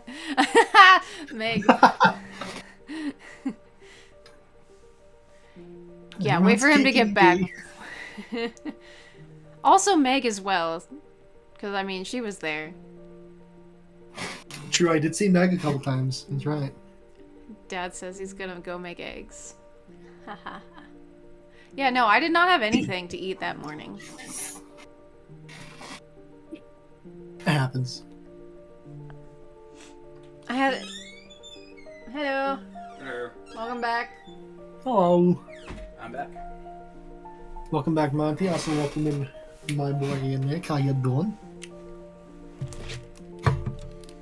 Okay. And Meg! Hello. Hello. Okay, we're back. Now, before we continue, does anyone have anything to say about... Well, first, Meg, do you have anything to say about the getting ready section? Let's see. I woke up and immediately went to your mom's place to be emotional support Meg for getting makeup started. Yes. And then I couldn't figure out how I forgot half of my hair thing. That's right. Yep, I forgot my my hairspray and my hairbrush. I forgot my hairspray too, actually. What? Did I not tell you that? No. Of all the stuff I Same. brought, I forgot my hairspray. I was like, Mom, I need hairspray, please. So, yeah. I feel Oh like, no. Yeah, it was fine. I got it pretty quick, but Not Montana and his Elvis hair. I know. I was like, how could I have forgotten the thing to lock it in? It was very locked in hair. You did good. It was practically immovable. Dylan tried to give me shit because I had left the groom suite to get ready in the bathroom, so I had like all my stuff ready to go. And I come back in, and they're already like in their tuxes because I was doing my hair, and I was like, "Okay, guys, how's the hair?" And Dylan's like, "Is that what you've been doing this whole time?" And I went, "It's my wedding day. Leave me alone. This one time. Give me." Also, that wasn't. It took me 10 minutes. It wasn't that bad. So. Sure. Working now? Okay. Yes, I. Hey, what's up? Hey. But yeah. Okay, so I forget my hairspray and my brush at home, and then I'm helping Shar by being an emotional support Meg and trying to make her laugh. We get in the car, we head over to the venue. Emma gets lost. Poor Emma. I felt so bad. She made a weird turn, and I was like, huh, maybe her GPS has a shortcut. It did not. She just ended up going to the wrong place accidentally. Oops. And so then, I ran around, I brought in a bunch of stuff. I tried to meet the manager and didn't realize that there was a day manager and a night manager. Mm. So I met the day manager and then never once spoke to her. And then at the end of the night, I was like, where is she? Where did she go? Let's see. And then helped out Shar with all of the... Oh, yeah. Oh, poor Mindy. Yeah, that's right. Mindy did all the flowers and zipped up the dress and got all the photos and stuff of the getting ready. And then she was like, I need to get into my dress. And I'm like, oh, no. At one point, and then my nephew made his way into the bridal suite, and we were like, men, get the men out. Yes. Oh, thank you for this up to my mother.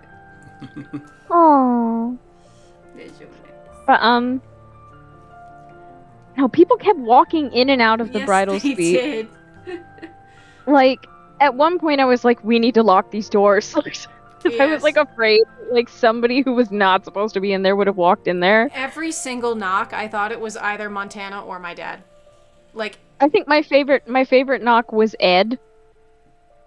Because Ed knocks on the door and we were like, who is it? And he's like, it's Ed. And we were like, go away! And he was like, okay. How many subs are you giving? Oh my gosh. He's on a gifting spree. Star, how many parents do you have? Jesus. I'm kidding. I have 2 parents. No. Well, I have 4 now, but the other 2 don't use Twitch, so you're in luck. Ed is my father.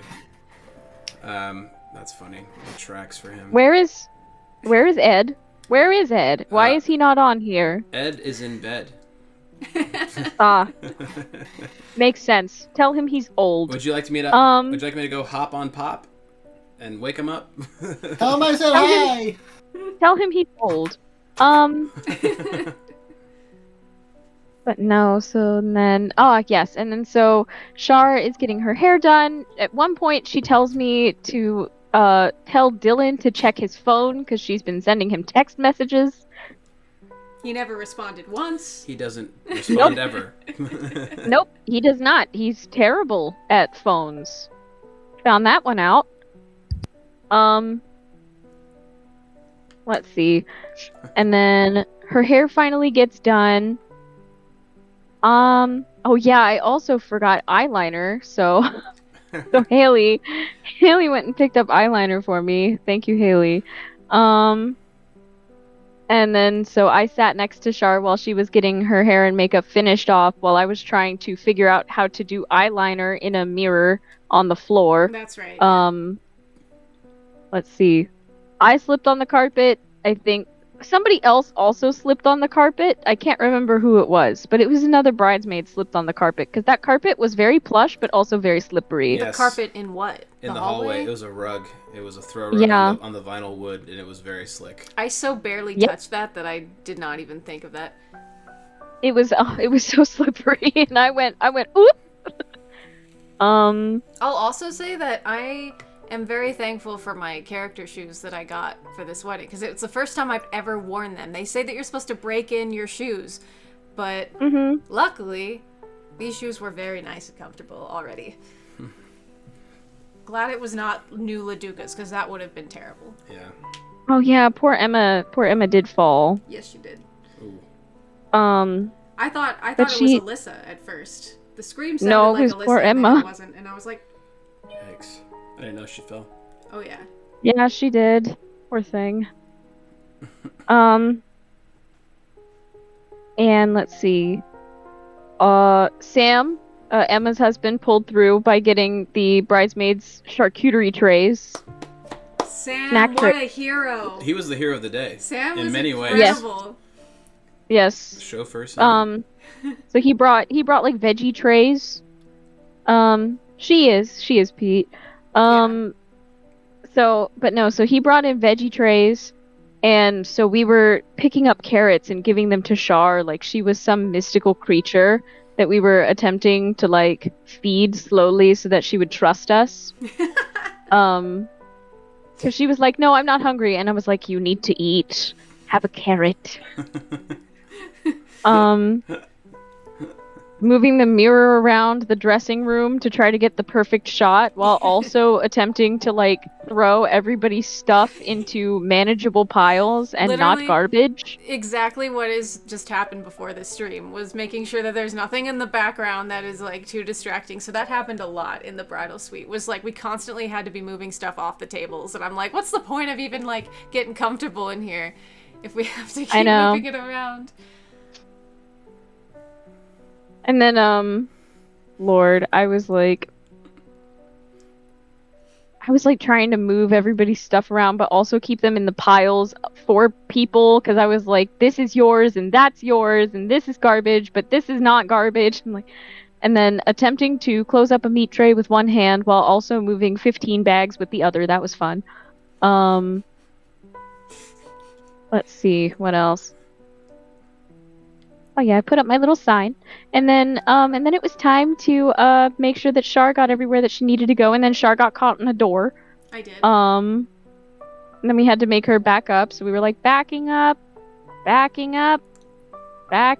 until she got unstuck from the door, and then we placed her, and everything went off so pretty. Oh, that's what's funny. Yeah, because my one of my aunts had her cell phone poised at the ready, even though Meg provided a sign because we had an unplugged ceremony. We did not want anyone to have their phones. Oh. We allowed Char's mom to have her phone to take video of her walking down with her dad, but that was it. However, so yeah. Oh yeah, Emma saw your aunt with the phone and was about to go beast mode. She'd already fallen at this point, and she was like, I'm gonna smack that phone out of that person's hand. And I'm like, Emma's so funny. Which, the context of which aunt it was, from my personal perspective of how I know my aunt, made it even funnier to me, because of course it was that one. Which is even greater because we were like, so Emma comes up to me with the phone. I think, Meg, you texted her? Because all she did was show me a message that said, someone in the front row on Montana's side, or someone in the third row on Montana's side of the ceremony it has a phone. And I was like, oh, it's Aunt Teresa. Okay. So I was like, we gotta get rid of it. And I looked at my brother Connor, because that was kind of also what I told him, like his role that day was to be kind of the bouncer. And I was like, go get that phone. He's like, okay.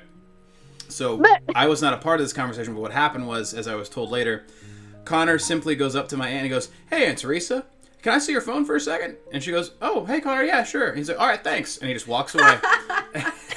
And just kept it for the rest of the ceremony. Because apparently, at one point, she was just looking back like, where'd my phone go?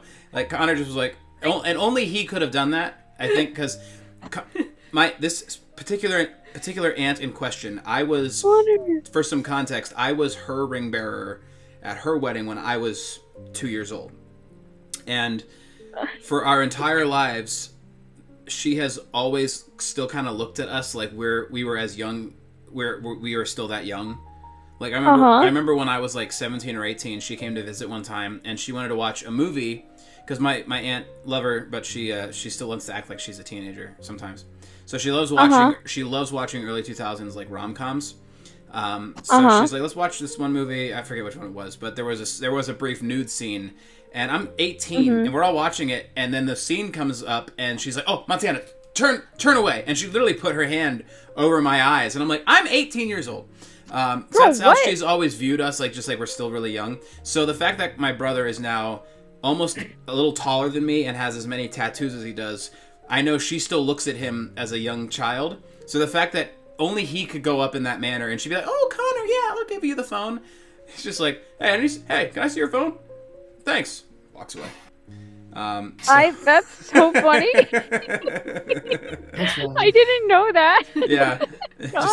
Connor's the man. Yeah. He's so funny. He really is. He could have. I wish if he wasn't a welder, he could have been a stand-up comedian easily. I really believe that he would be a great stand-up Still comic. can. He still can. That's so funny. Oh my god. Can I see your phone? Thanks. Walks away. Yeah.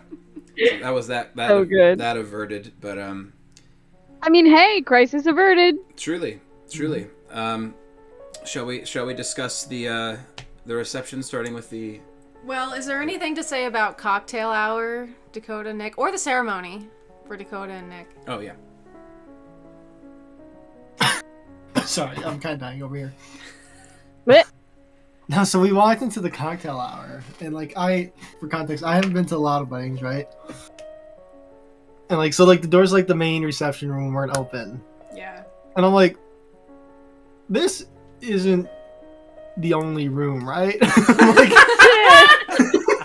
I'm just like, Okay, it yeah, is that is like cool, but like, it's gonna be a little cramped, but I mean, let's do it. Yeah, so like both of us were not expecting the entire like room behind the cocktail. Like, Yeah. you know That's what I mean? great. Nice. That makes me wonder how many other We people had no potentially clue thought what was that. going on. Yeah. Because like the room above was like about the same size, so it made sense like spatial. I was like, yeah, that's the end of the room.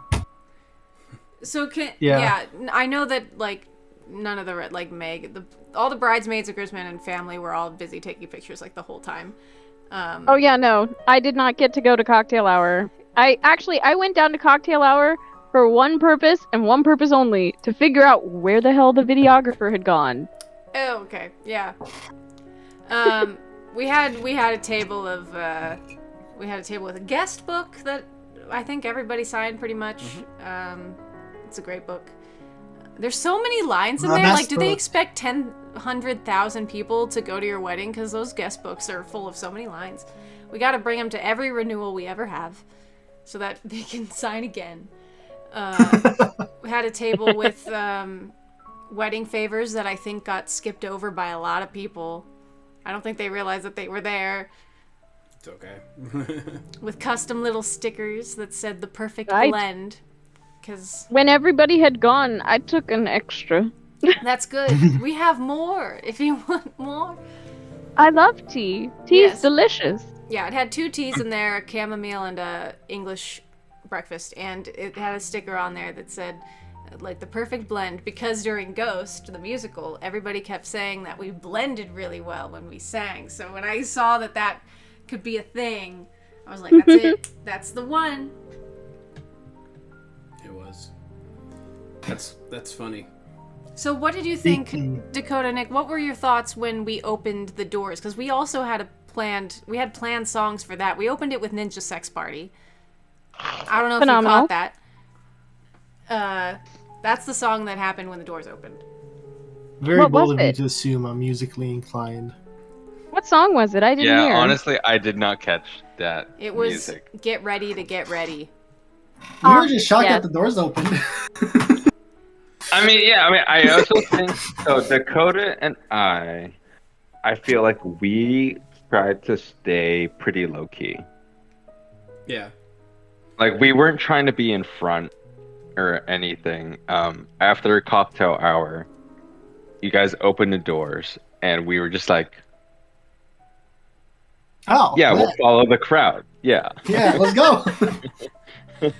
but like we weren't first in, so I guess maybe that is why we missed the music. Well, it's funny because I was worried about the music being too loud by that point because again we had complete control over the sound and everything. Because by that point, when you guys were all coming inside, so there was the space, the venue area, the actual reception hall. There's a stage, and there's like a little back area behind the stage that's covered by pipe and drape. So through that hole of the doors opening and everybody coming in and getting their seat, us and the bridal party were behind the stage just waiting for the music because we had 3 songs. It honestly felt like a Twitch start where you have the few songs that play before you go live. It was like we're all just waiting back here. We had 3 songs. I just started seeing the screen. We had 3 songs specifically set to get everyone in and sat, and then we'd start the announcement. Okay, so personally, well, first of all, we went outside to get back in. Yeah, we to went hide around. from everybody. We went around, yeah. and we tested outside the lift that happened in the first dance because I was like, that's like the craziest thing about the wedding is that we couldn't practice certain things because he couldn't see the dress and I couldn't tell him what kind the dress was. Yeah. So we'd practice it. It was fine, and then we lined up back behind the curtains, and that moment was really special to me because it felt like my old days doing ballet. Like it felt like ballet and other shows in general, just being backstage with your crew, like getting ready. All of them look great.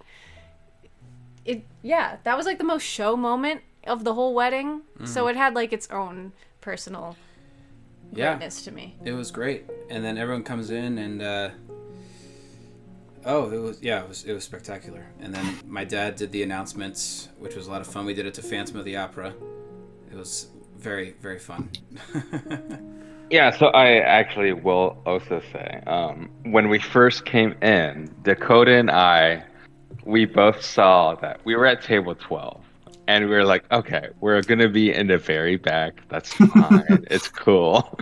But then it turned out that we were like very front row to the stage. Yeah. And then like we saw everything so close. And that was very beautiful. Really awesome. That was a part of planning that was really confusing because we're like, okay, so the bridal party sits on the other side where the chalkboard is. Great chalk art. Yes.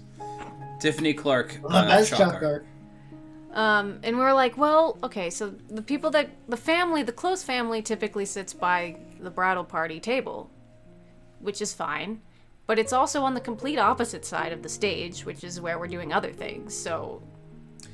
See, Nick, what you just said is exactly what my hope was, is that it was kind of a give and take of, like, some get to sit close to our table, but then those that may think, oh, we're in the back.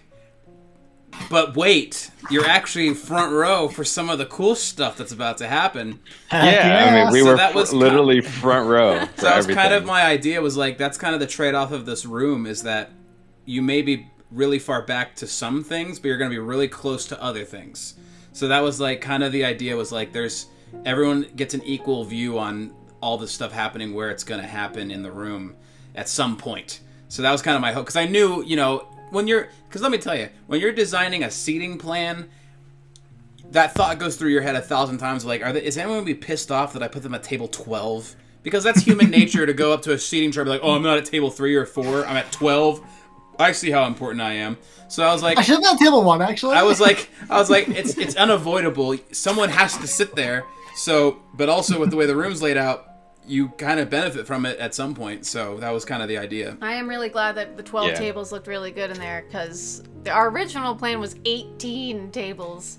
Yeah. And I think 12 was quite nice. It was perfectly sized. Yeah. And I'm the happy sound of the applause when we went out and bowed was kind of surreal. Mm-hmm. Really because that was a whole audience of people that we gathered. It was. Yeah. Yup. Oh, yeah. I also gotta say. Yeah. Going back to Ghost the Musical, Nick and I were sitting up top waiting for the ceremony to happen. Like, What are the odds? She says when she goes through ideas, she says ditto. Haha. What? I You mean- know, like what a callback.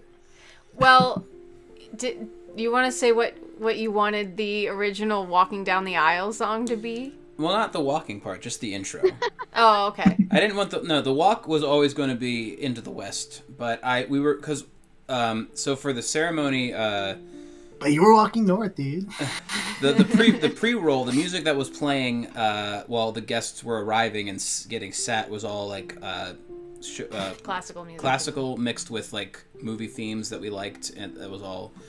But we were planning on like, okay, so like when the actual ceremony starts and the music begins, are we just going straight into the music for Walk, or is there going to be an overture like a musical?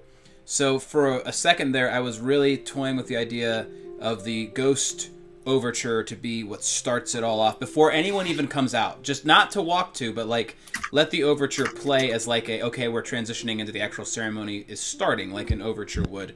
And the reason for that is because at La Comedia, the arrangement of because La Comedia doesn't really do overtures, but the arrangement of the intro to Ghosts, the real version on Broadway is very spectacular and very beautiful and big and full sounding, but our version was it was like a single violin and cello. It sounded like a string quartet wedding procession. So I was thinking, like, what if we started with something like that? But then Shar said, that song makes me think of you dead, so let's not do that. Yeah. So, Yeah. but I was like, I prefer also right not before I really walk down the aisle to not think about you dying. But on the flip of that, our first dance being Unchained Melody, I will say why that was, because way back when we were planning the wedding early on, you had said that you wanted the first dance to be Frank Sinatra. Specifically, oh my god, what's the name of it? Moonlight Serenade. Mm-hmm. Which I wasn't against, but the only thing that made me hesitant on it was I felt like the first dance song should be a song that we both know and love and connect over. Like, it should be something that's equal parts both of us because it's the first dance. So that was the only reason I was ever like, I just don't know, because it's like, I love Sinatra, I do, but like, it's like none of this song is anything that came from my side, so like, I'm down for it, but like, I would just have to fall in love with the song myself. But then we get to Ghost, and obviously Unchained Melody is a big part of the show, and we were in rehearsal, and we were doing the part of the show where Sam is still dead towards the end, but he dances with her when he takes over Oda Mae's body, and they dance, and then it's the two of them dancing, and they start singing it to each other. And during rehearsal, it was such a sweet, beautiful moment that in rehearsal we both started crying. We couldn't stop crying, and I looked at her and I said, "This is our first dance song. It's Unchained Melody. It has to be." So it was perfect because there's a song it's literally brought on by the two of us, and so that's why Unchained Melody was. And also we said from early on, we're not doing what we've seen other people do at their weddings where they only make the first dance a minute. We're doing the whole song, baby. Like, none of this, oh, we'll do a minute, we don't want to waste your time. No, you're getting every second that the song is. Which is why we choreographed it. Yeah, which we choreographed like a week before. We did it a little bit in the kitchen. We ran it in the dining room, and then we also, at one point, the living room was being cleaned, so all the furniture was gone for a second. So we had the whole living room to practice. Mm-hmm. And it has pieces of. There's a piece of it starts with an L, but the dance from Sound of Music where they're outside. There's one moment with that kind of dance in it. There's obviously the flashback to Ghost, right when at the same exact moment in the song that happened in the musical where we're at the pottery Yeah, and I wheel. watched Montana singing it. Yeah, he can't help himself. That was just for her. That was the idea. Yeah. When we choreographed it, the idea became that we sampled a bit of choreo from Sound of Music. We sampled that one part, obviously, with the hands and the arms like it was at the pottery wheel. But the idea of it was, if you'll notice, there were 3 times where we were actually face-to-face dancing. It progressed. The first part was very high school prom style with, like, her arms over me, my hands at her waist, like this, the kind of the save room for Jesus dance, and then we went into the next bit. The second bit was more of the traditional couple dance, and then the third bit was the thing we actually did in Ghost when we were really dancing to that song. So that was that was the idea behind the choreo. And then obviously the lift, which went off great. And yeah. So yeah, it was beautiful.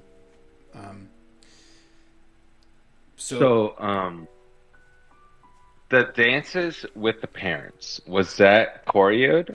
Or because No. I mean, like honestly, it was beautiful. I don't think But my you guys dad. didn't plan that. I don't think my dad even knew what song it was for sure until it started playing. That is incredible. He was going off. He was having fun. Yeah, Yeah. I mean, He was moving. looked like it was planned. That's good. Oh wow, yeah.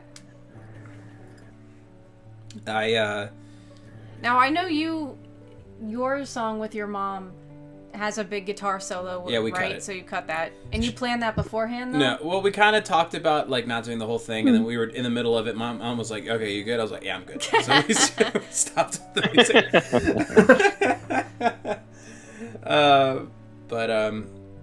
Yeah, it was fun because we got to be our own hosts in a way. We had the mic. That was the other scary thing. We didn't realize how fast the wireless mic we had to use for the whole day. I was not informed that you need to make sure you shut it off fully when you're not using it because it drains the battery. So we had barely even used it, and we had it at our table, and we went to do speeches, and the batteries were dead. So I had to go run and find the day manager and be like, "Can I need a new set of AA batteries?" So we had to do Oh, so that's what happened. yeah. Yeah. So it wouldn't be a proper show without some battery packs needing to get swapped out. Nick would have been proud. but yeah. So what did so more so I want to hear more from you guys of like after the dances, after the all that, like what was the thought process behind And how was the food? Yeah, too. It was really Food really was good. very tasty. Good old Dickie's barbecue. They came in clutch. They came in clutch, They were really good. and their That price was was so delicious. much better than like everything else. Yeah. It was really nice. But yeah. And we had a bread roll, fantastic. That's right. Can we go to Dickie's barbecue like sometime soon so that I can actually have it for real? Yeah. Because again, I ate some. You know, Meg made sure that I did eat, and I did. That was the most clutch thing that our maid of honor and best man did was by the time we came back to our table, they had 2 plates ready for us to go. Yeah, It that was so perfect. nice. Thank you for that. We didn't You ask. are very welcome. We didn't ask you to do that, and you did it. It was great. There was a moment where I we're tried. sitting at. Well, for one, I was like, I'm gonna probably do the majority of my eating when the speeches are happening, and then I realized that they're being recorded like pretty up close, and I don't want to be on camera eating a bunch, so I still didn't eat that much then. Yeah. But there was a moment when nothing was happening, everybody was just enjoying the food, and we had the cocktail playlist playing then, so it worked really, really well. And I was like, you know what, this is so cool. I didn't realize until then that the tables were set up a little different than how we thought it was going to be, so that Meg was literally directly right next to me. Mm-hmm. And then I look over and I see Dylan just right next to him, and I'm like, that's so fun! Yeah. That was my idea, because we were originally not going to have a U-shaped head table. We were going to have it long. But we were given the idea by the day of manager when we went to meet with him a week before, like, hey, what if you could have the table like a U shape? But the original plan was if it's a U shape, then that means me and her are at the head of the long part, and then the U is just all of the bridal party. But that meant by the size of the table, and there being 5 on each side, 2 would have to sit kind of facing with their backs to the rest of the room. And I didn't like that idea, so when we actually set it up day of, I was like, let's just still have Dylan and Meg on either side of us, but they're still we still have our center part that's us, but then they're kind of like off on the side of us, kind of flanking us in a way that's like there are like sentries, and then the rest of the party's lying down the U. I was expecting way more people to come up, like, get in the table and talk to us. A few people did, and I was like, I like this. Yeah. But then, like, not many people actually did that. It's I can okay. imagine I'd be intimidated. Like, here's It the is intimidating. council. I mean, what do you mean? We're just gonna go up and talk to like. You may approach. The council Like, has you guys decided were- to try you for your crimes. Yeah, you Light guys were like. shines kings. upon you, enter. Also, Nick, I have to say, I haven't heard your voice over mic in a while. You sound a lot like my friend Max over mic. Listen, like, for a split second, Nick, I thought Max was in here. I was like, Max, is that you? Really? Yes. The way you say Is that a certain... good thing or bad thing? Or No, it's a good thing. It's just the way Oh my god, you're right. Do you hear it? Okay. So there are Yeah, I certain hear things certain What's up, Max? certain ways you say words. I was like, Max? Is that you? That's Max? his gym bro. It's my gym bro. Yeah. That's Montana's boyfriend. Yeah. Okay. Yeah. When's the wedding, Latana? Yeah. I hope we get into Play That Goes Wrong, but that's a different conversation. Oh, y'all auditioned? We yeah, did. do you know what I did, Meg? What? I auditioned to be one of the backstage crew in Female Swing. Nice. Specifically. Because I was like, I don't care about the two females, like, enough. And I know that Montana probably likes the show a little bit more than I do, but I still kind of want to be a part of it, so, like, what can I do about that? Man, I would have killed to be in this show. I would have killed to be in Play That Goes Wrong, but... Dude, Montana mentioned to me today about how good you would have been as the leading lady. That gets unconscious. And I was like, whoa, you're I know. so right. That's the part that I want to play. However, it's at a terrible time. Yeah. Yeah, it's And not at a also- great time. And also, I wouldn't have been able to make auditions. Yeah. Well, I can say real quick on that there were not as many people there that I thought there would have been. I mean, it kind of made sense based on the fact that it is a play. But the fact that there are technically 6 male roles and there were only 9 guys that showed up, I feel good about those odds. Yeah. But One of the guys that showed up is actually Nick, my husband Nick's coworker's son. who? And he was like, I want to get into that show so bad. I love that show. I've been in it. And I'm like, okay. Slay. Who was it? I don't know. I don't know his name. I've His been name is emailing Martino. I've been emailing my husband's coworker with tips for this kid. But I don't actually know his name. Because there was me, Max, Dylan, Justin, Johnny Ray auditioned. Uh-huh. And then there was Frankie, Josh, and Tim from Eden. That's 8. Mm-hmm. So he's the 9th. But who was not? Wait. What was the guy in... Did you already see the guy that was in our group? The last guy? Oh, Austin. Yeah, That's nine. Austin. Yeah. Was there a 10th guy? It seemed like there were more than 9 guys there for That sure. was that was all I counted. Did I don't miss know. somebody? Was there another group in the room as you were counting? I don't think so. Did you count yourself? I did. I don't know. Unless my husband's coworker's son is somebody that we already know and I just don't know who it is. Oh, fair. fair. Anyway, but moving on from the audition. That's Yeah. because we had the toasts, which were all beautiful, and I do have a airdropped recording from Dylan that I do have of at least his speech, which was I definitely... Both of the speeches were definitely recorded. they were beautiful. Yeah. They were what you said, Meg, was very touching, which makes me want to see the version your husband said was too mean. Yeah. I erased it. Yeah. I want to see it because what you said was It so doesn't sweet. I'm like, what exist. did you say before this? It Because still this is came great. from your brain, though. Yeah. I totally thought you were going to bring up our first initial Discord conversation. Like, of when I said that I had met up with Montana. Oh yeah. I was fully expecting Actually, that.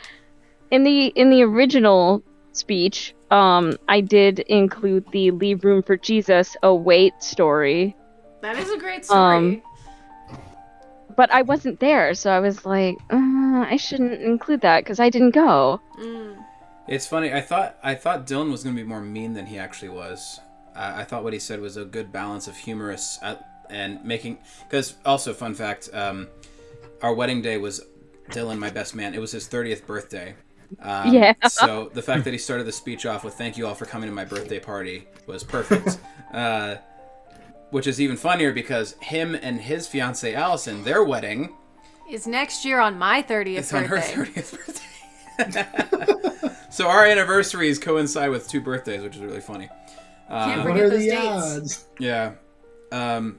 So, I mean, Dylan, I feel like he had something in his pocket, which Yeah. he asked Char if it was okay, but then he didn't go up. Yes. He didn't end up going through with it. Yes, correct. I know what that thing is. What thing? That thing that he was going to put in his speech but didn't. Yeah, You don't. I What? told you. Is it the? I'm not gonna say it. Is it the comment that I made to him backstage? No. Oh.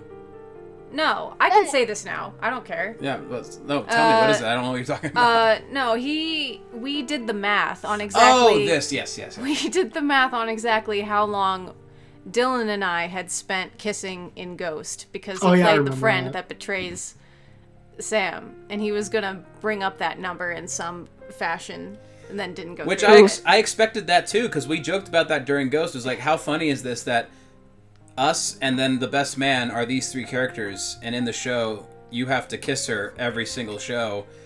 And it's like I was waiting for that to be brought up in the speech too, which he didn't. That's what was so funny about that show is that it's like, okay, obviously there's us, and then we got best man who tries to get between us, and then we have Meg, the maid of honor, who's my understudy. So if I With go your out, understudy, who, if you had to go out, I would have had to eventually. the amount of trust that the 4 of us need to have, I'm very proud of us.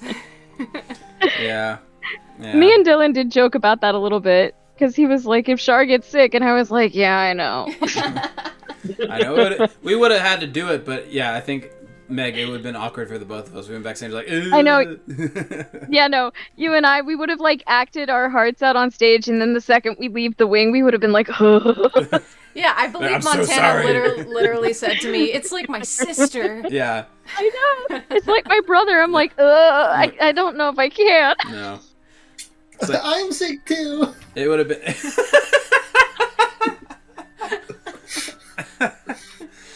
Oh, it's funny. So let's see what happened. Okay, so we had speeches. We had the cake cutting, which was. I'm now also wishing we had maybe told your mom about so she could have recorded the bit that we did. How? Okay, so Nick and Wait, so it was a bit? It's a bit. were you not there for it? Wasn't that a bite? Oh, yes, that. Okay. The recording. I thought you were talking about like getting the knife stuck in the dowel rod. No, No, that was was not that a was bit. just luck of the draw. Wait, No, I know about the recording. I'm sorry. Dakota and Nick, you were closer to the speakers. How well did that sound from where you were? Oh, we could definitely hear you. Yeah, It it was sounded fun, yeah. great from our side. Okay, Yeah. because from where we were, it was so hard. I was to like, hear. oh shit, I should have turned this up. A sound. Oh, really? There you Man, good thing we were placed at table 12 of my Yeah. Dakota. We got you. So yeah, no, it was that was like one of your first ideas. One of my very first ideas, like a year ago, I was like, what's the most annoying theater kid thing you could do? And I was like, what if, like, we did a slow-mo... Like, my original idea in my head was the lights change, and we're suddenly like Bo Burnham, where he's like, let me tell you a slow joke. Vroom. Mm-hmm. That kind of bit. And I was like, but like about our inner thoughts of the cake cutting. It's not a thing I've seen anywhere else. It's not like I've watched any Instagram reels with it. That was like a pure me creative thought that I was like, write that down.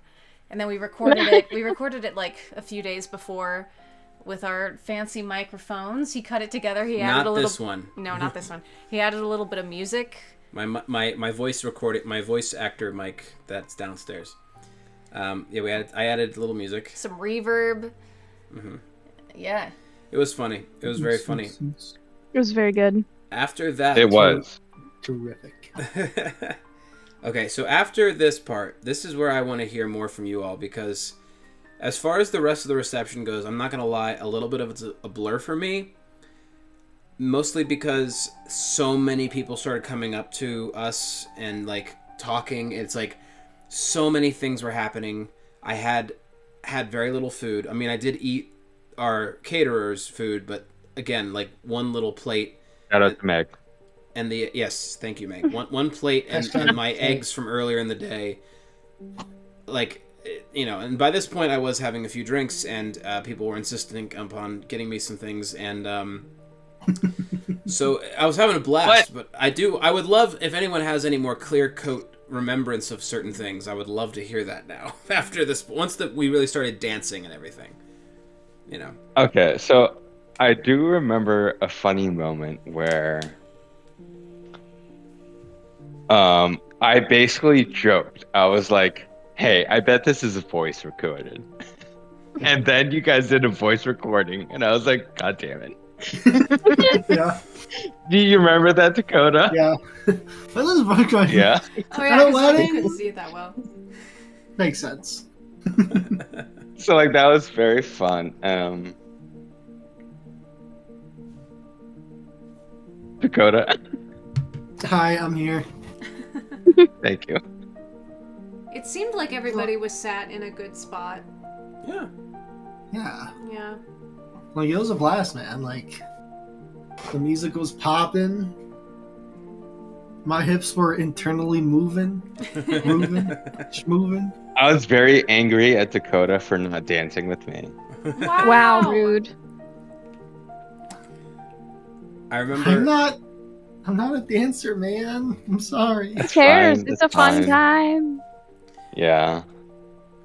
I remember us getting up and doing you guys lifting me off of the stage and crowd surfing me. Oh, yeah. I Yeah. How was that completely recording, by the forgot way? about that. Yeah, I got a recording of it. I have a recording of it. How was that? You It know, was so much fun. I hope I got a good recording. Yeah, that was you who recorded it. Yeah. No, it was no, it actually is. Here, you know what? I'll pull it up. I'll show it on stream real quick. My phone is about to die.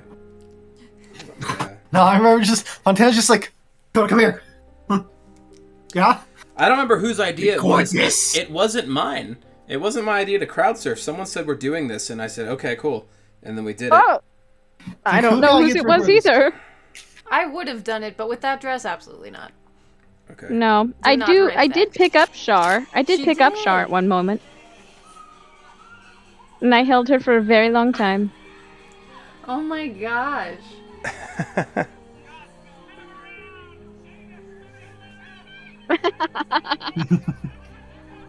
Am I dancing with Bryson? I was dancing with Bryson.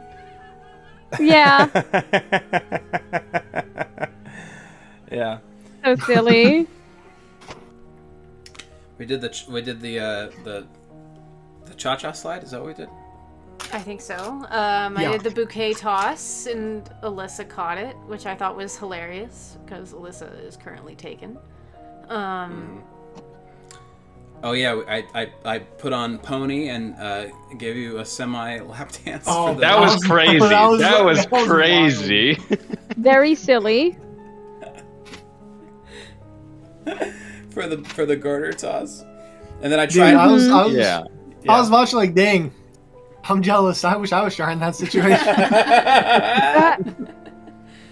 Yeah, I tried to slingshot it, and it did not work. No. No, that was extra silly. So then I, Dude, I saw you doing that. huh? I'm like, that's either going nowhere or across the room. No in between. Well, it went nowhere. I thought when I threw the bouquet that it was like, well, I know for a fact if I threw this at a speed I want to throw it, it's gonna go behind everybody. So I was like, I'm gonna do a lighter throw, and then it went right to the person right in front, as did the garter belt. Well, the garter makes more sense because Yes, it it's does. very light. So, I underarm tossed it. Now what's fun is that when I bought that like 2 days before the wedding. That was like oh my god, I forgot that this is a thing that I'm supposed to have. Yeah. It came with, it's a 2-pack, so I still have one. Yeah. Which is smart. By this point, I just, apart from dancing and making sure the music was cued, by this point, a lot of people were pulling me aside to, like, talk to me. Like, at one point, my family pulled me outside. They're like, hey, let's get a picture with just the cousins, because who knows when we're all going to be in the same room together again. Which then I was like, where's my wife? Get her out here. That reminds me. I remember that moment between us, Meg, where before dinner had even started, I went to the bar to get both of us, myself and Shar, a drink. Go on. What drink did you get me? The Moscato. Mm-hmm. Oh, yeah. I went to the bar. I was like, because I had to give them my credit card because I had not started the tab yet. Because my thing for the night was the bridal party is drinks were on me, which everyone built that tab up pretty fast. I had to shut it down at one point. I was like, oh no, like this, because I went up to the bartenders at one point during the night. I was like, where am I at? And they told me, and I was like, oh, okay, no more liquor. Never mind. He said that right before Meg went to get hers first one. I felt bad because I thought that everybody had already. Nope, I had a Diet Coke. Well, but then I told them, I was like, okay, we'll let her have that then. But I guess they didn't. I feel bad because I feel like I said everyone can have a drink on me and all that kind of stuff, and then I feel like not everybody actually did. Yeah, because That's okay. Well, it racked. That's okay. That's what my husband's for. It's fine. That's true. But Dylan, because I actually asked Dylan about this a few days later. I was like, did you get to enjoy yourself? Because I feel like I talked a big game about you letting you drink, and I feel like no one actually did. But yet my tab was high, and he was like, no, we did. And I was like, okay. So, but what was it? Oh, so like the reception has just begun. We've just now gotten sat. We're sitting down. I went to the bar because they were like, hey, we still need your card on file because I hadn't done that yet. So I go to the bartender, I give him my card, I get myself a drink, I get one for Shar, and Meg comes running out, and she says, Montana, your wife is looking for you. And I went, oh, yep, gotcha. And then I go to leave, and then I stopped, and I went, say that again. Because that was the first time, Meg, you were the first person to ever say in a conversation, your wife needs you. Yep. Oh, yeah. So I was like, okay, got it. And then I stopped, and I go, say that again. And you went, your wife needs you. And I went, yeah, my wife needs me. And I went, yeah, she does. Yeah. Hi, Ash. Long time no see. Ash. Hi, Ash. But yeah. Ash, you're a piece of shit.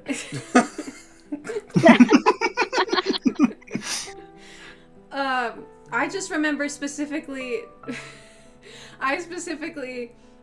I will say, if I have like one regret from the wedding, but it's not really a regret, it's that when we cut the cake, I kind of wish I would have said, it's a girl!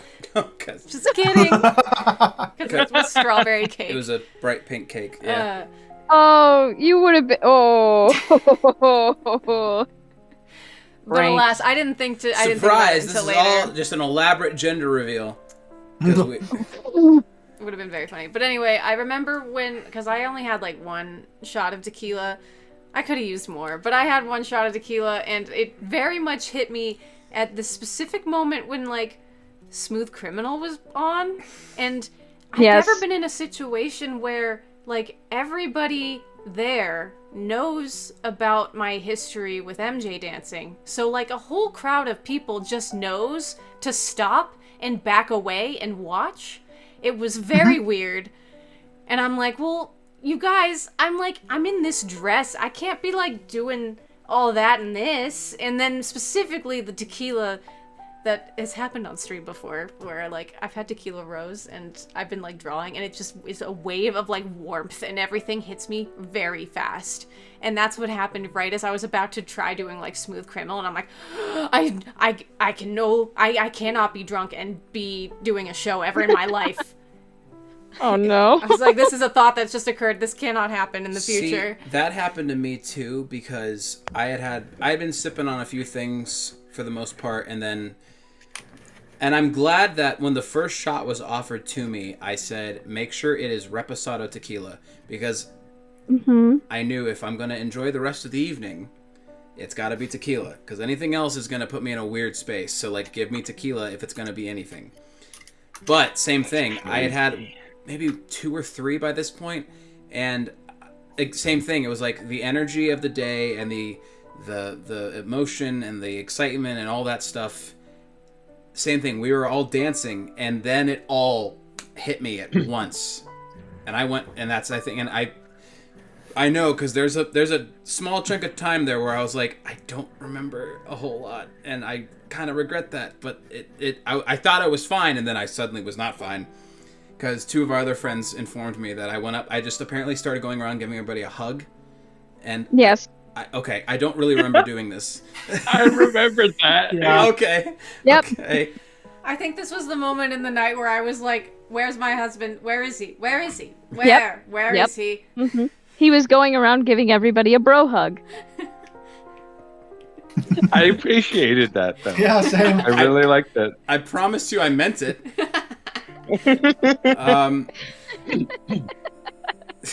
So, I want to give a shout out to Marcella, No.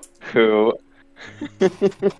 I would, like, during the ceremony, not the ceremony, like after dinner, I would go out to her car, and she had shots in her car, and we would go take shots in the parking lot. Nice.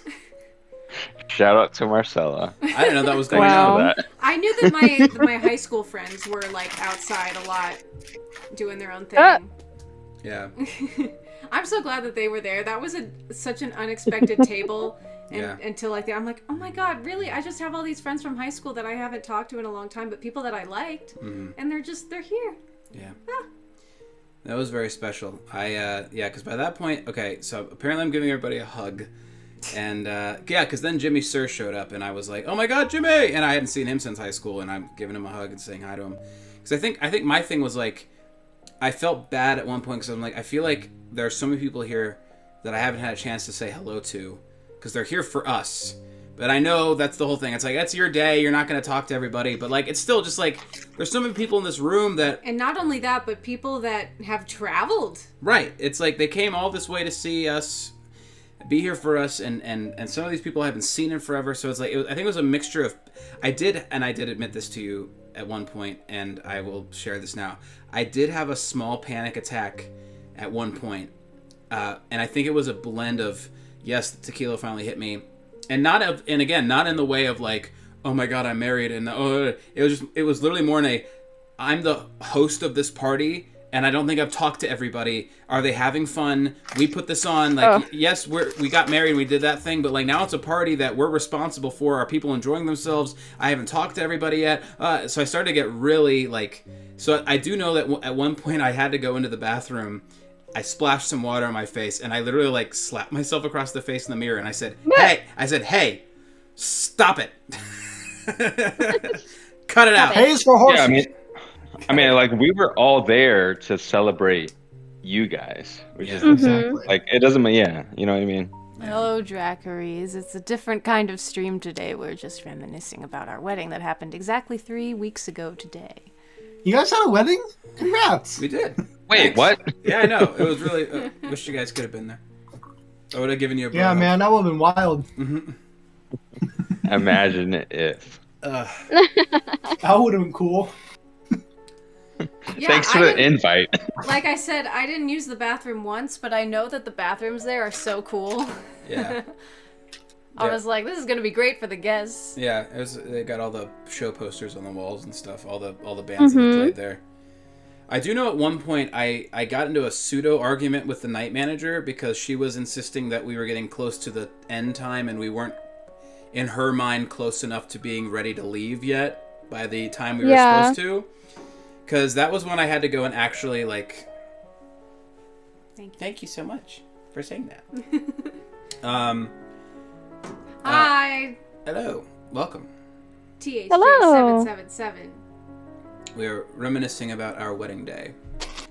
But yeah, I had to go up because my tab did get a little high. I felt like the only thing that panicked me on that front was just how high it had gotten so fast, and I was like, oh shit. I was like, oh, what have I done? Wait a minute.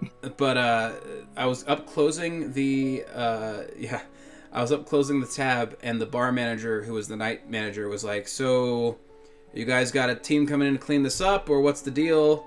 And I was like, "No, we're doing it." And she was like, "Well, we're getting close to that time, and it just seems like nothing's ready to go yet." So she was giving me that whole pressure point of like, I'm not gonna have to stay here for so long for y'all to clean up. And I was trying to explain to her like, hey, trust me, I've been in your position myself before. Like, it's okay. Like, trust me, we've got people. So by that point, I think the supervisor brain came back on a little bit, and I went to my mom, was like, hey, can we start getting this stuff cleaned? Like, can we start getting this like wrapped up? Now, when you first told me this story, like the night of, you explained it in a very different way, and I'm curious which way is the way that really happened.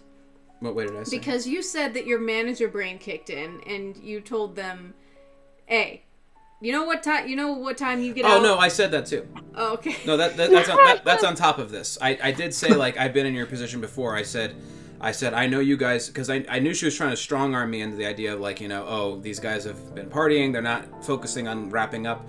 So I did say to her, like, I know that you guys have to close up shop, and that's going to take you at least an hour. Am I correct? And she said, well, yeah. And I said, okay. I promise you, you are not going to have to stay here any longer than you need to for us. Like, we've got this on lock. I know you guys have to do your side of things. We've got our things planned. So trust me when I tell you, I understand what you guys need to do. We're not going to get in your way, and we're not going to make you stay any longer than that. And she kind of, I think, understood what I was saying. But I also was saying goodbye to some people at that point, and because again, it was again that blend of like, it was so many things just happening. It was like left and right. It's like people talking to you, this and that. It's like, so when I say that certain things just kind of became like a blur, I don't really mean that in the sense of like, oh, I got shit faced and I don't remember my wedding. It's just even before any drinks were flowing, there's parts that I'm a little fuzzy on just because of how much was happening. It is true what they say about how fast at least again, this was for me, it's like how fast. I mean, you were in charge of a lot more things than I was in that way, so I can imagine that would be true. But I'm glad I was, because even if I wasn't, because that was the other thing, like certain family members were saying like, why are you running this thing up and down the stairs? Like, you're the groom. Like, even if we had a team there, I still probably would have had a bit of micromanaging going on, because we are perfectionists, and this was our plan. So even if someone else was entrusted to delegate said plan, I probably would have been like, hey, is that going all right? Hey, what's happening? Why is this over here? Like, I probably would have done that. So you're a micromanager. That's what you're saying. Yeah, a little bit. It's okay. A little bit. I will say that at the end of the night when cleanup was happening, I missed the day manager. She was very nice. Oh. Yeah, Aww. I would also like to say that, like, towards the end of the night, like, I think a lot of people came and helped to clean up, and that was really awesome. Yeah. Mhm. They did, and that was very. Jonathan still has. It was like the big it was club. definitely just like a everyone type of effort, which is cool to see. Wait, what's Jonathan saying? Jonathan still has our big arch flowers from the ceremony. Ah. I need to retrieve it from him. And Meg, I have your extension cable, by the way. I Yay. literally have it in a bin downstairs. I know exactly where it is. We have not tried to do any of the getting rid of wedding stuff yet. It's just, it's too much right now. And like thank you cards and all that. Yeah. Oh. It's gonna happen. Mochi says hello. Oh my god. Hello, Mochi. Hello, Mr. Mochi. But, yeah. Oh, showcase the ring. Oh. Get up there. Show it off. Closer. Yeah. Show us them bands, boy. It'll get really in depth. Ooh. Ooh la la. A little gold stripe Wow. bang, black ring, so it'll match most of my clothes. A little bit of gold striped through. And then mine's now complete. I'm gonna get them fused together, but I haven't yet. Focus. Maybe closer. There we go. So the engagement ring is right there. Ooh, And pretty. that's the wedding band right there. Bands on bands on bands. But it was fun. I remember us dancing and doing the fishing pole. We did that Yeah. in the circle. Oh, yeah. That was funny. Oh my! It's all coming back to me. Monty, did they ever find your mom's ring? She had it the whole time. it was in her purse. So yeah, she's got it. Oh my god, that's so funny. And I'll say we ate so much cake. There was a lot of cake left over, and yeah, like we said at the very beginning, it was we touched like one piece that we cut of the real cake, and then the sheet cakes. We were, especially like me and your dad, were eating most of it, like for the week and a half after that until it got too hard. Yeah. Every meal is cake. Yeah, kinda. Let's eat the cake. I remember Bryson coming up to me at one point, one of the groomsmen, saying, "Do you have a plan for getting to the hotel?" And I went, "I was going to drive." And he went, "No, you're not." And he took my keys. And once again, Sam came in clutch. I did not know this was happening. I was just at one point, we are ready to go. We're ready to leave. So that wasn't planned. No. That wasn't planned? Okay. Nope, not a single bit. There was part of me that was like, okay, so for this next part, is anybody gonna write "just married" on the back of the car, or like, is this happening without our knowledge, or like, what is going on? Mm-hmm. Nobody wrote anything on the back of the car, but we got picked up by Sam, and I will say, clutch. We did. Everybody threw birdseed, and I loved that. Mm-hmm. I thought that was the best thing ever. That's so much better than sparklers because it's like it feels like it's raining, but it's not cold, and it was really funny, like how many pieces of birdseed were like all over the hotel later. It was in my hair. We got to the hotel room and I'm like, what the hell? And I like did this and so much birdseed fell out of my hair. I was like, they're going to think that a bunch of maggots got in here. Yeah. But we got in the car and we immediately, Sam starts driving and he says, "Welcome to Chauffeur Sam." Sam was hysterical. And now I quote that as often as I can. Chauffeur Sam. He's so funny. Because I don't remember. I don't. Did we put on like a closing song for like the music or anything? Oh yeah, you put on closing time. Did I? Okay, oh, you did? I did do that. Okay, I thought I did. Yeah, you did. Okay. Yep. Okay. Immediately after we got in the car, they started singing "Happy Birthday" to Dylan, and it became his party. We did. That's fun. It became his party where we took out garbage. Yes. Thanks for doing that, guys. Yeah. Well, the night manager lady was a little pushy. Yeah. Because I was like, "Hi, what do we need to do in order to close up shop?" And she was like, "First of all, get all this garbage out." And I'm like, "Okay, all right. Where?" Over that way. It definitely felt like the vibe of like, here. Yeah, I know what the day manager told you, but she's not here anymore. I'm here now, so here's what I want. That's kind of what it felt like. That vibe. Yeah. Like, I feel like maybe they're in a position clash. Probably, which is not uncommon from night to daytime teams, but whatever.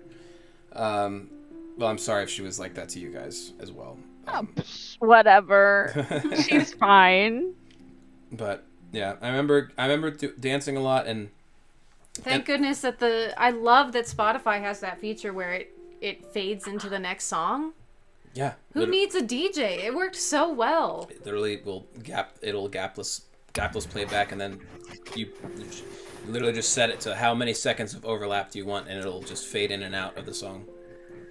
I did Thriller with Shar. That was great. Yeah, I realized I'm out of practice. I realized I forgot most of it. Well, yeah, that's what I meant. I never knew it. Shar, only you can see this video. I have a video of the professional chorus that I worked for like 15 years ago doing a Michael Jackson tribute where we did Thriller. Yes. And they made me Michael. Yes! And only you get to see it. Why just me? Because I don't trust anybody else with the link to the video. Oh. Yeah, real quick. Okay. That's crazy. Before my phone dies, I would never. Here's a clip I got from my aunt of us leaving the venue with the bird seed. Oh yeah, put it real up there.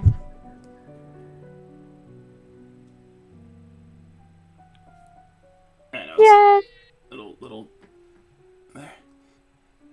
Which honestly, it worked out perfectly that Sam did that for us, because it was like, oh, there's the car, ready, Yep. ready for him to go, and it was very, very beautiful. Yeah. And then we all sang "Happy Birthday" to Dylan.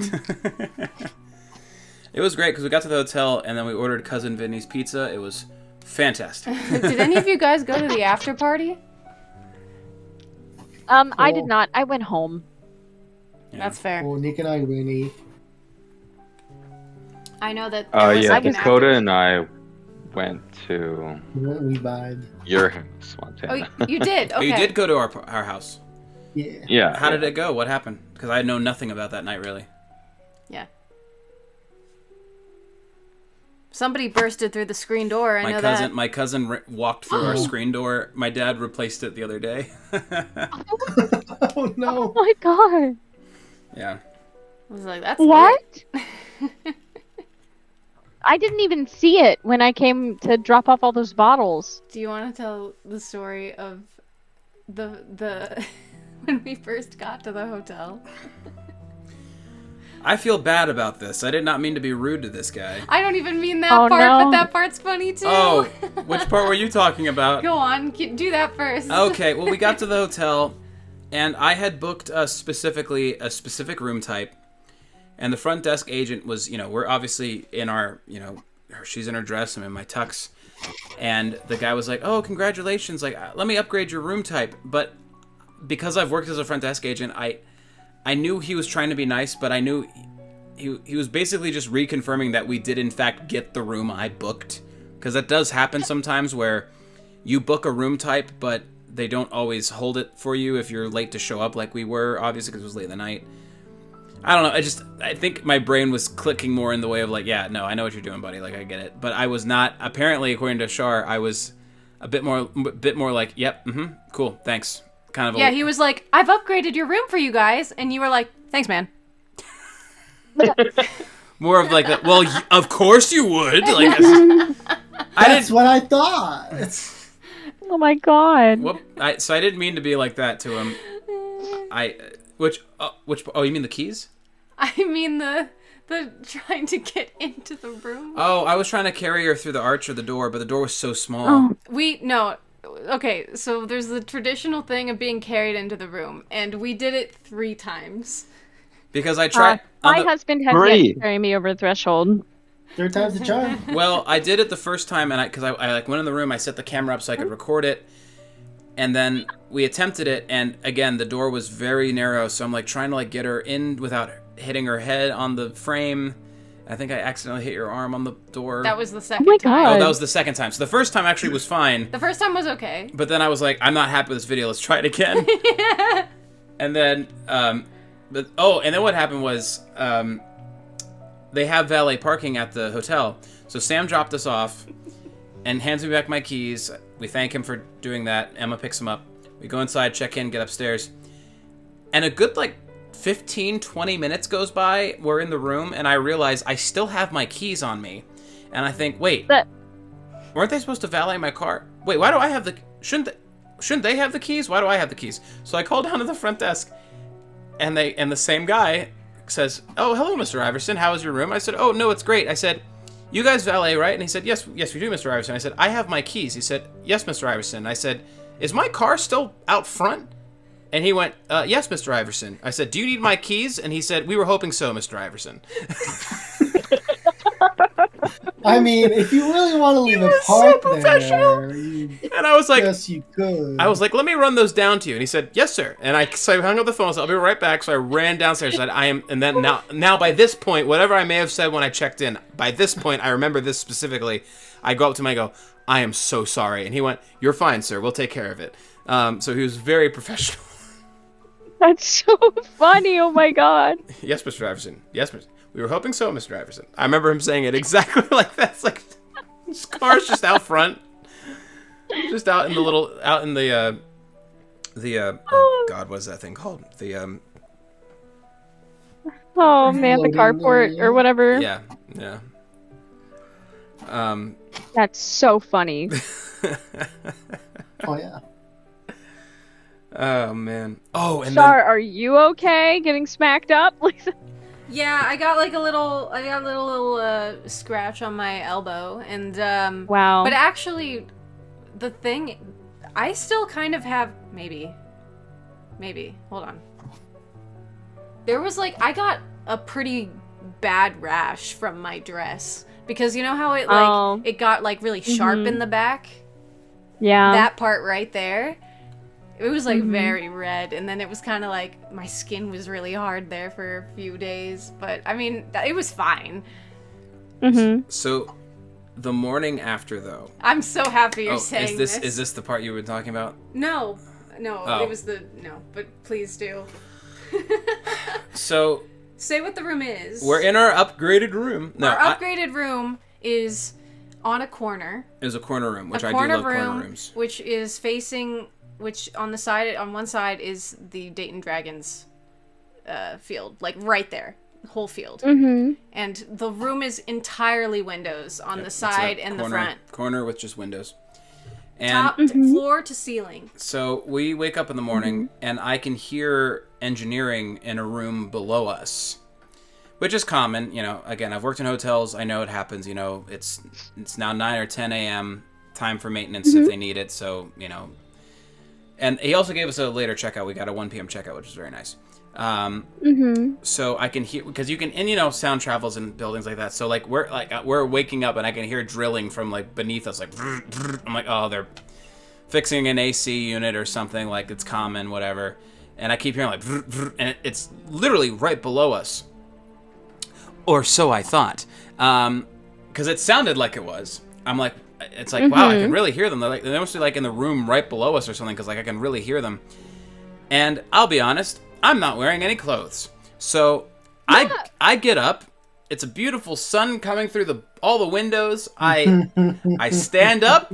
I did a big stretch, and I look, and I see the heads of two dudes outside our window in construction hats. The sound is not coming from a room below us. It's coming from outside our window. There were two dudes on scaffolding on one of those cranes doing something on the side of the building, and they were just high up enough with our window where it's just their, like if this is the windowsill, it's their heads like up with the hats, and they're doing that, and I'm doing a full all natural stretch, and I see their heads, and I went, oh, and I jumped back in bed, and I went, there are people outside our window.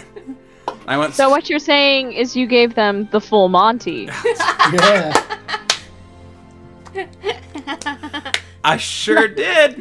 So I had to like crawl over to the window and like grab the rod and like close the drapes. To which I said, was it an upgraded room for us or for them?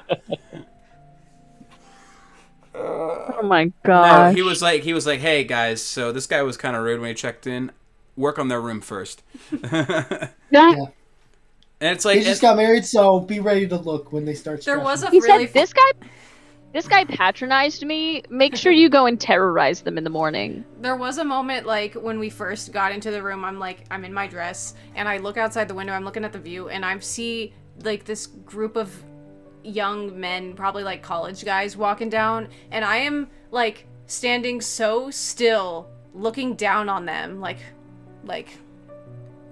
kind of just waiting, and I see one of them like looks up and then starts pointing at me, and I'm like, that's right, I am a celebrity right now, and then I like walk away. You were a ghost story for them, probably. Yes. Yep. That was kind of the goal. No, there's no one in that room right now. Yeah. That room has been vacant for 10 years. Yeah, and then Oh after my we gosh. left the Stories hotel, about that room. after we left the hotel, we came right back here to this house, and it was like, it felt like a new day. Like the world was a little different. It did. Then we went to Kings Island. Yeah, we went to Kings Island. Yeah. We had fun. It was just That's cool, like we didn't excellent. have any more responsibilities, kind of. in a way, for the first time. Mm-hmm. Yeah.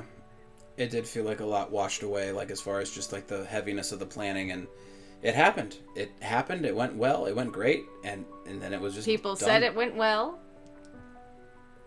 I think they really did. But yeah, are there any other things to recount? Is there anything my mom or dad needs to hop in to say?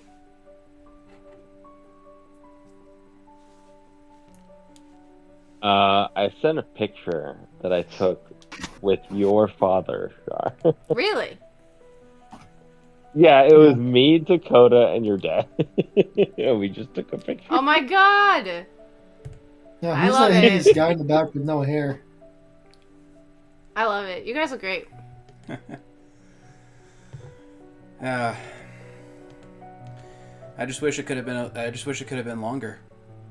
It's like, but again, it's nothing that was wrong by that. It's like they say, your day goes by so fast, and it really did for me. It really, and again, it was so much joy and so much love and so much just seeing everybody there, and obviously her was the main event, and it was so many things, and it was so great and perfect, and I can't wait to see all the photos that our photographer gets back to us. I know she said she went through 3 SD cards. Yeah. She went through a That's lot a of lot. space, so she's got a lot to edit. Oh, still. wow. Yeah. We did get the videos back, which look really nice. So it was captured, that's what we wanted. And I'm sure there's other family members that have video that we haven't even seen yet that we just need to ask them, hey, do you got any video to see of us? But yeah. It's just kind of surreal to know that it's happened. Because there's like certain things about the wedding that as a kid I've almost stressed out about future me about, and it ended up all being fine. Yeah. Like, that's a stress I no longer have to worry about. Yeah. Did someone save the stream bod? Yes, I have she's it. got it. And Yeah. Let's go. you know what's interesting is that the phone got flipped vertical or whatever at one point, and on Twitch and on my YouTube archive, it's messed up. It's like glitched. But I downloaded it to my computer, and that one's not. So I have it. But I don't think I could Okay. upload it to YouTube, because I tried that and it made it still weird. But I have it. Yeah. And it was at a pretty I good didn't angle. do anything super embarrassing, did I? don't- in this Only vlog. every second of the. I did not notice anybody Okay. doing anything super embarrassing. The only thing that I didn't like about myself in that video was that how much I realized I was actually standing there on my phone trying to queue up songs. You can see that pretty clearly that I was, because again, acting as own DJ, I worry that I was worrying too much about the song cues. But we've talked about this though, where like growing up, the two of us in our own friend groups were the hosts of many house parties as far as the theater friends of ours. Like, I always threw Halloween parties, you threw parties. So I think that part kicked in by that part where it's like, this is just like that, only on a grander scale. So it's like that idea again of like, this is our party, we gotta make sure it goes well. But yeah. It didn't bother me that I didn't... I mean, I did dance. I did dance a lot, but I think, like, So did other I. weddings that I've attended, it's like, they get everybody up on that dance floor, and they get, like, squished. And ours was never squished. But also, like, a lot of the older people of our family kind of left, and those that were left, there wasn't enough bodies to make that happen. I know. So, like, I mean, I'm fine, and I mean, I like it that way. Yeah, no. It's just, yeah. Oh, we definitely danced. I know we did, because we did the cha-cha slide, we did all these other stuff. Like, we were up there for a while. I can't wait to dance at someone else's wedding. Well, we will in a few weeks to my Because cousins. of the few weddings I've been to, I've enjoyed dancing, but I think I prefer not to be I the have main a very event for strong that. feeling we're going to go to my cousin's wedding, and we're going to get to enjoy it the way our guests enjoyed ours, and not have to worry about a single thing. I am going to think about all weddings from now on differently. Mm-hmm. I seriously, I feel bad. Not that I was a bad guest at any previous weddings, but now that I know all of this stuff, I think I'm going to be a way better guest. It's a lot of work. Is that what you meant? Like, Yeah. Yeah. Just knowing all these little pieces that come together. But I mean, I also know that Ours was very DIY, like very DIY. Mm-hmm. We didn't have a coordinator or nothing. I think for me, You don't need a coordinator. you really don't. No. And I think for me, the moment that I keep, whenever when I go to think back on the wedding day, apart from the ceremony, obviously, when I saw you for the first time and we were up there actually getting married, the part that I remember that I think was my moment of really allowing myself to recall was when we were actually finally sitting at the table and everyone was just getting their food and eating. And there was a moment where I just sat there for a few seconds. You're next to me. Dylan's on my side. Meg, you're over on the other side. Everyone's just, you know, I remember just, I have that vividly locked in my memory of just looking around the room at all of our beautiful decorations and the chalk wall and everything. And I just remember sitting there completely 100% content and happy. And just remembering the light was coming in through the windows and it was just perfect. And I remember that to me, when I think of the wedding day, I think of that moment.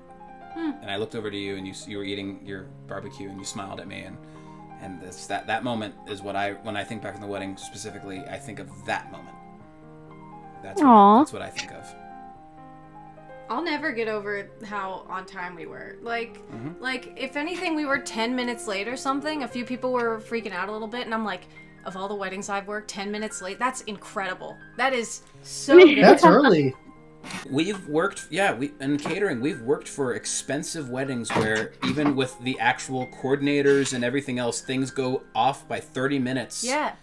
And we were able to do ours ourselves, and it was like, 10 minutes at the most at one point. We were over something. That was it. Like, it was so good. Yeah. I'm so proud of that fact. It was. I mean, I still remember the day we had Meg come over and help us plan the schedule. Yeah. You guys had a call time, and you showed up. And we delivered. Yeah. Thank you, Yep. 5. Everyone did. And I'm so thankful for that, for everyone involved. Meg, you were the only one here, so I'll thank you specifically. Don't. Let's go, man. Let's go, Meg! Oh my lord. But no, it was couldn't have asked for a better. I really couldn't. Aww. I couldn't have asked for any better group of friends to have been there for us and with us, and to have done everything you guys did was above and beyond, and I'm truly grateful and thankful for that. So, yeah. Aww. And I think did the music just finally end? Literally just Wow. ended. Look at that. Wow. Perfect. And more perfect timing. Look at that. Let's go!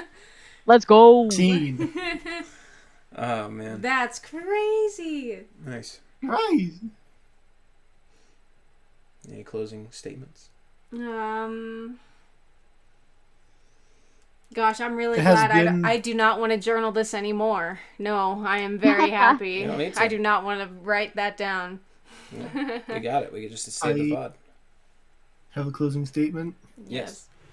Mm-hmm. It's been a few years, and I still don't know what a Skibidi toilet means, and Oh I'm too god. scared to ask. You're a piece of shit for saying that.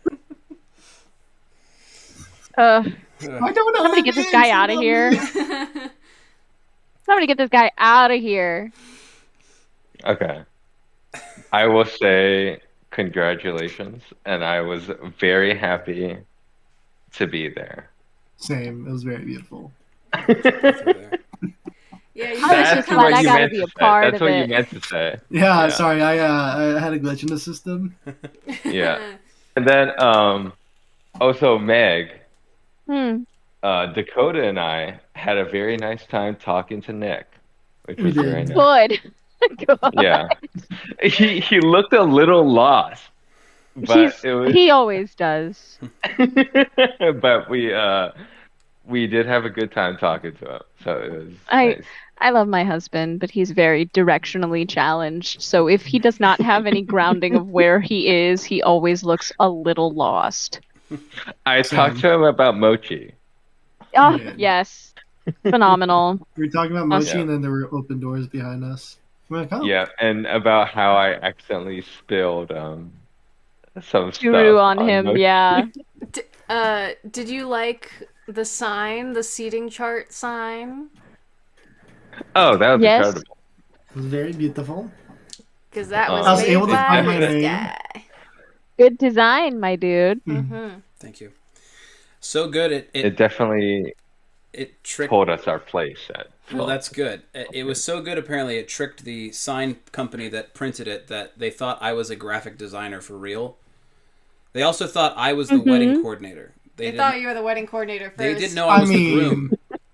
You came in. I mean, You came in and you were like, "What did they?" I came in all my professional way, I guess, and I guess it's true. I never clarified over the phone that I was the groom.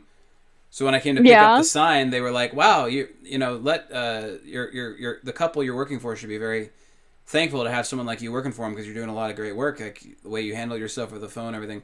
And I was like, "I'm sure hope so. I was like, I'm the groom, actually. I'm not the coordinator." And they went, "No, the groom doesn't do shit ever." And I went, "I do." And then it was the lady it was the customer service agent who I had been talking to over the phone, who was, by the way, got a shout out, Fast Signs in Dayton. Top tier customer service. I mean that legitimately. Like, she was so awesome at every point in time. Mia, she was fantastic. And then her boss came out and he was like, well, then tell your graphic designer he did a great job with this design. And I went, that was me also. And he was like, what software did you use? And I said, Canva, which I know is like telling an artist. That's like telling a legit artist, yeah, I draw. I use crayons. I know that's what that sounds like. And Use crayons. and he said, you did not use Canva for this. And I went, I sure did. And he went, it looks good though. How did you make that work? Like, he said, you knew what DPI to have it set to when you send it to us for printing. Mm-hmm. You had it proportioned correctly. And I went, I made all the signs for my hotel job. I did all of our special menu orders and everything. Like, I learned how to use it. And it's cheaper than Photoshop and all that other stuff. And he was like, yes, it is. And he was like, I'm just impressed that you did this with Canva. And I said, thanks. I used Canva for our seating chart too. It's not that bad. It's not. I think. No. Well, he was saying is like, you don't. He's like, the amount of people that send us Canva images and the proportions are wrong and it's not to scale and it's not set to the right. It's not saved in the right file format for the quality. I said, trust me. I learned. It was trial by error a year and a half ago. It's just now paying off now. But it was just very funny. They were like, you got to be the coordinator, right? I'm like, I'm not the coordinator. Yeah. Coordinator, a Harley Hour. Oh my god. Best one. But cha. Got him. Oh lord. I'll say that Got him. the cake tasting was really fun. We went with his dad. Yeah. And was it just the three of us? It was. Yeah, and we tried many things, but we remembered what Meg said about not trying too many things at once.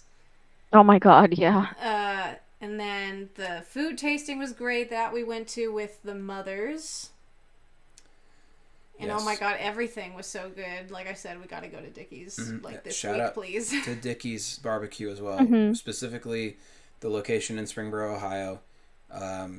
Rick Wren is the owner. He franchised that location, and he was just so sweet and so making sure that we were able to get an affordable price, because that was all his thing was. We locked in last year's prices for.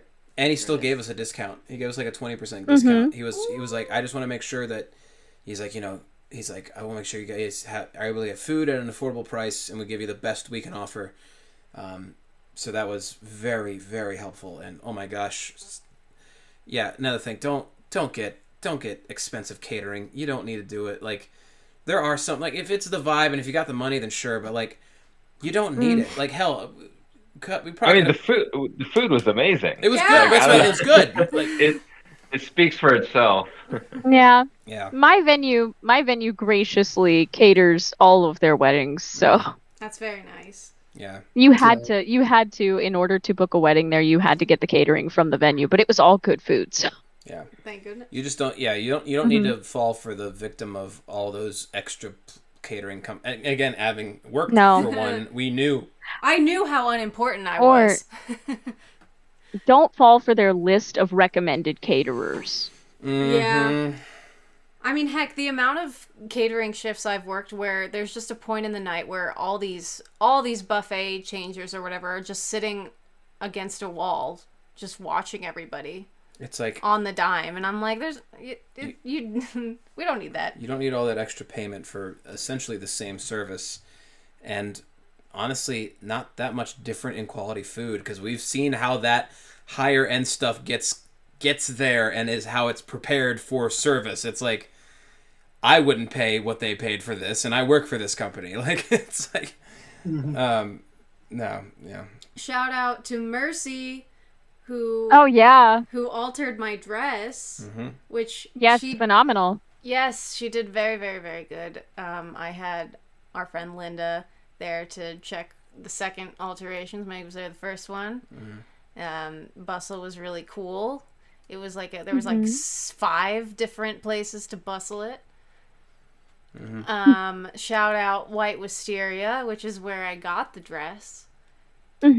Where my mom and his mom, Meg and Emma, were there. And I think it was me, Meg, and Emma who all pointed at the dress when we got there and were like, that one. We should try on that one. Yes. Said yes to the dress. It was literally instant. We saw that one and we were like, this is really nice. But then somebody else took it to try it on. So I had to try on other dresses first. Yeah. And then at the end, when my appointment was like 5 minutes left in my appointment, they're like, oh, we found the real one. We can bring it up for you. And I was like, yes, please. And then voila. It ended up being the one instantly. We had 2 different places booked that day and we didn't even need to go to the second one. It happens. Sometimes you don't need a second one. You just like that. That's it. Shout out to my mom who did all the flowers. Every single one. They were beautiful. Extremely beautiful. And the bottles and all the little extra decor stuff we needed. It's like that's what makes me feel so grateful, is just like the amount of people, and even down to everyone helping out with cleaning up. It's like the amount of people we were able to have help us make this happen. And it's just, it was just very, very nice. Very nice. Shout out to the multiple Etsy shops where I got a few different things, a lot of the wedding favors, and then table numbers, yes. There were quite a few things I got on Etsy. It was kind of a pay as I went kind of thing. It's like, if I got a $20 gift card, I'm like, all right, let's get like one more thing for the wedding, something random. Yeah. Yeah, it was good. Very good. Ta-da! Ta-da! Huge, tremendous wedding. The best. I would never buy from a Shout out company to Dakota for driving me, I guess. Yeah. I got you, boo. Are there any other vendors? Shout out to Nick for getting me Wendy's afterwards. That's where we got back from the hotel. That is true. I did buy Dakota Wendy's. Shout out to Dakota for providing a spotlight free of charge. Exactly. I do what I can for that all bald head. Shout out to all my bridesmaids who all had different little jobs. Oh, Price Stores, where I got the tuxes. They were fantastic all the way through, getting us make our man there. Oh God, what was his name? Oh no, Isaac. I want to say, Isaac. Yeah, it was Isaac. Hilarious, man. We showed up in January trying to look for tux places. He's like, why are you here in January? When's your wedding? We said May. He's like, you are so early for this. And we were like, we're early? We feel like everything we have to do has to be done months in advance. He said, are you going to be working out in the next few months? And I went, I probably, which I did. And he was like, yeah, your chest isn't going to be the same in 3 months. We're not measuring you now. We got to make sure, he's like, we got to make sure it fits. And I was like, this guy, I want to rent from you. And it was especially because that did end up changing. You got to make sure it fit. Yeah, no, he was every last step of the way, he was like very in on like, it's got to be this, make sure it's this. And it was, Price Stores, affordable price tux rentals. So glad we didn't go with Men's Warehouse. Like, I was like, do we have to do this chain place? Like, we've done so much other stuff in like, and Price Stores in Centerville, fantastic customer service and care. They had us all looking very dapper. So shout out to Emma, obviously, who did nails. I just got these removed like 3 days ago. You could still see kind of like the residue. What? No, but like how? How did you remove them? Because I just got gel nail polish remover and it's not coming off. I had to go to a nail salon. Okay. It was $10, Because, and they wow. used a drill. They gotta use the Dremel. Okay. It was. I It guess was I'll 10 just. bucks. I guess I just have these nails until I clip them off. You can't clip them Sorry. off. Well, I can do my best. Yeah, because my nails were getting so long, and where I was like, I can't Yes. even put in my contact lenses anymore because I'm too scared Yeah. of taking them out of my eyes. So the second that these things got off my nails, I clipped them. Ah! No, she did a Well, fantastic job with nails. I start teaching this week, and I can't have long nails to play piano because that's not how piano works. So. I went to Lush, which is by Dorothy Lane Market. $10. Okay. Shout out Eric Trotter, the videographer, who was the Nice. filmmaker for Quento, a film that I'm in. It's why I hired him. Ooh. And Alyssa Renee, our photographer. Yes. Yes. Yes. Oh, okay. So the after party was a lot of fun. I will talk about it at a later time. Fair enough. Fair Yeah, enough. he got super crunk. Shut up, Dakota. Oh yeah, I'm Cakes, kidding. Cakes by Relax. LA. LA Cakes, yeah. Yeah. We were at a bridal expo, and we had already picked the cake, but we didn't know what design we wanted yet, and LA had a stand there, and they had all these cakes on display, and there was one with the exact design that we picked, and we were like, oh, well, that makes it That easy. one. That one. Lots of that happened for this. It was great. It's like, we like that one. Yeah, Etsy's where I got the cake We toppers. have food, Caleb. Oh, sorry. Yeah, Caleb. Yeah, Yeah, Caleb. Caleb. We have Caleb at home.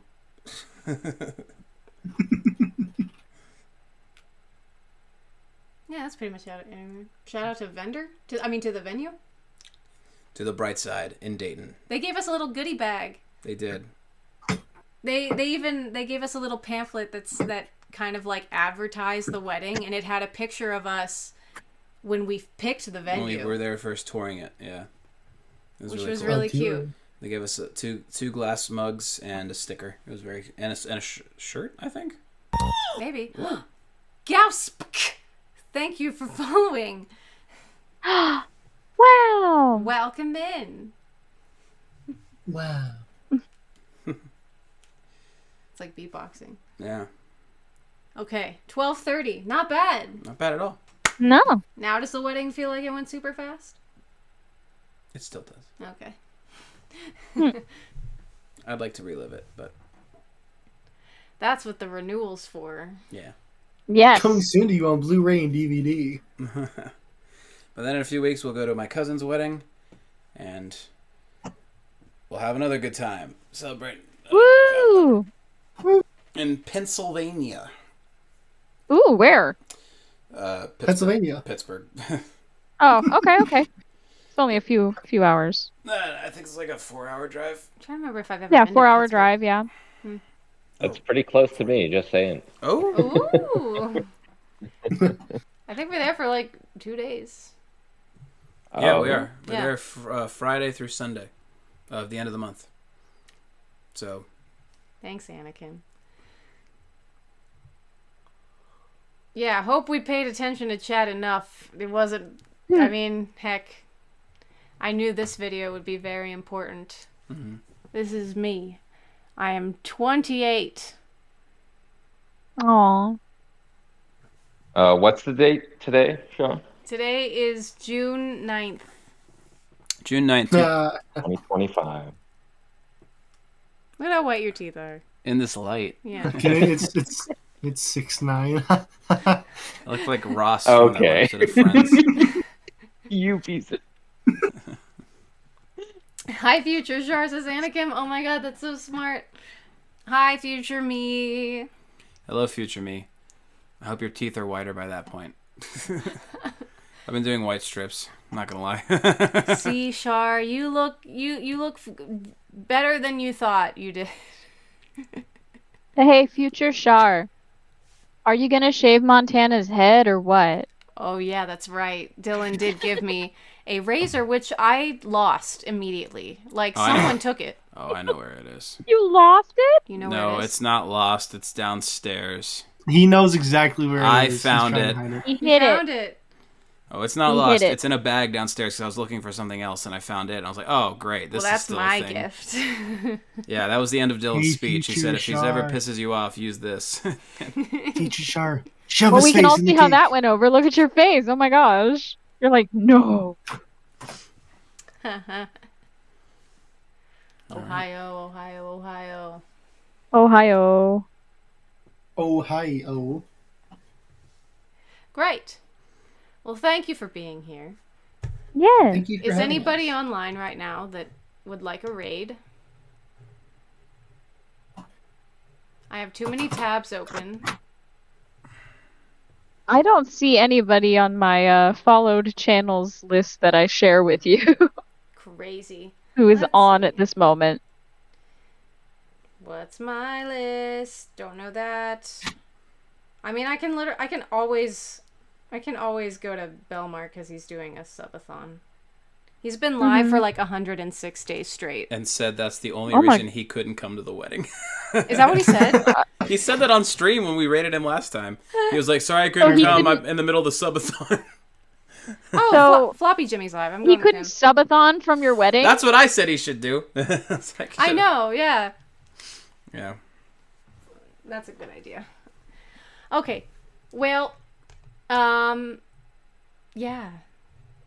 Yeah. Thank you for joining us and reminiscing Thank with you us. for having me. Yeah. Good night, course. y'all. Good night. Good night. Hope your night is cheesy like Gouda. I want a snack now. Okay. Okay. You're Speaking welcome. of which, you're welcome at Cheese Adventure. Yes, that's right. Just text me when. Mm-hmm. Okay. I'm down. Good night. Good night. night. Good night.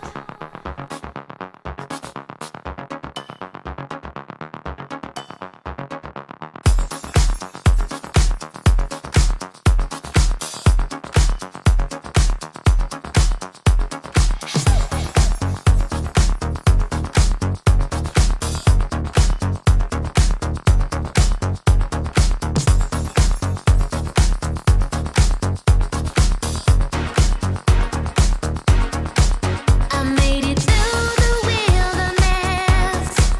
Somehow I made it through. Didn't know how lost I was until I found you. I was beat, incomplete. I'd been had. I was sad and blue, but you made me feel. Yeah, you made me feel shiny and new, like a virgin.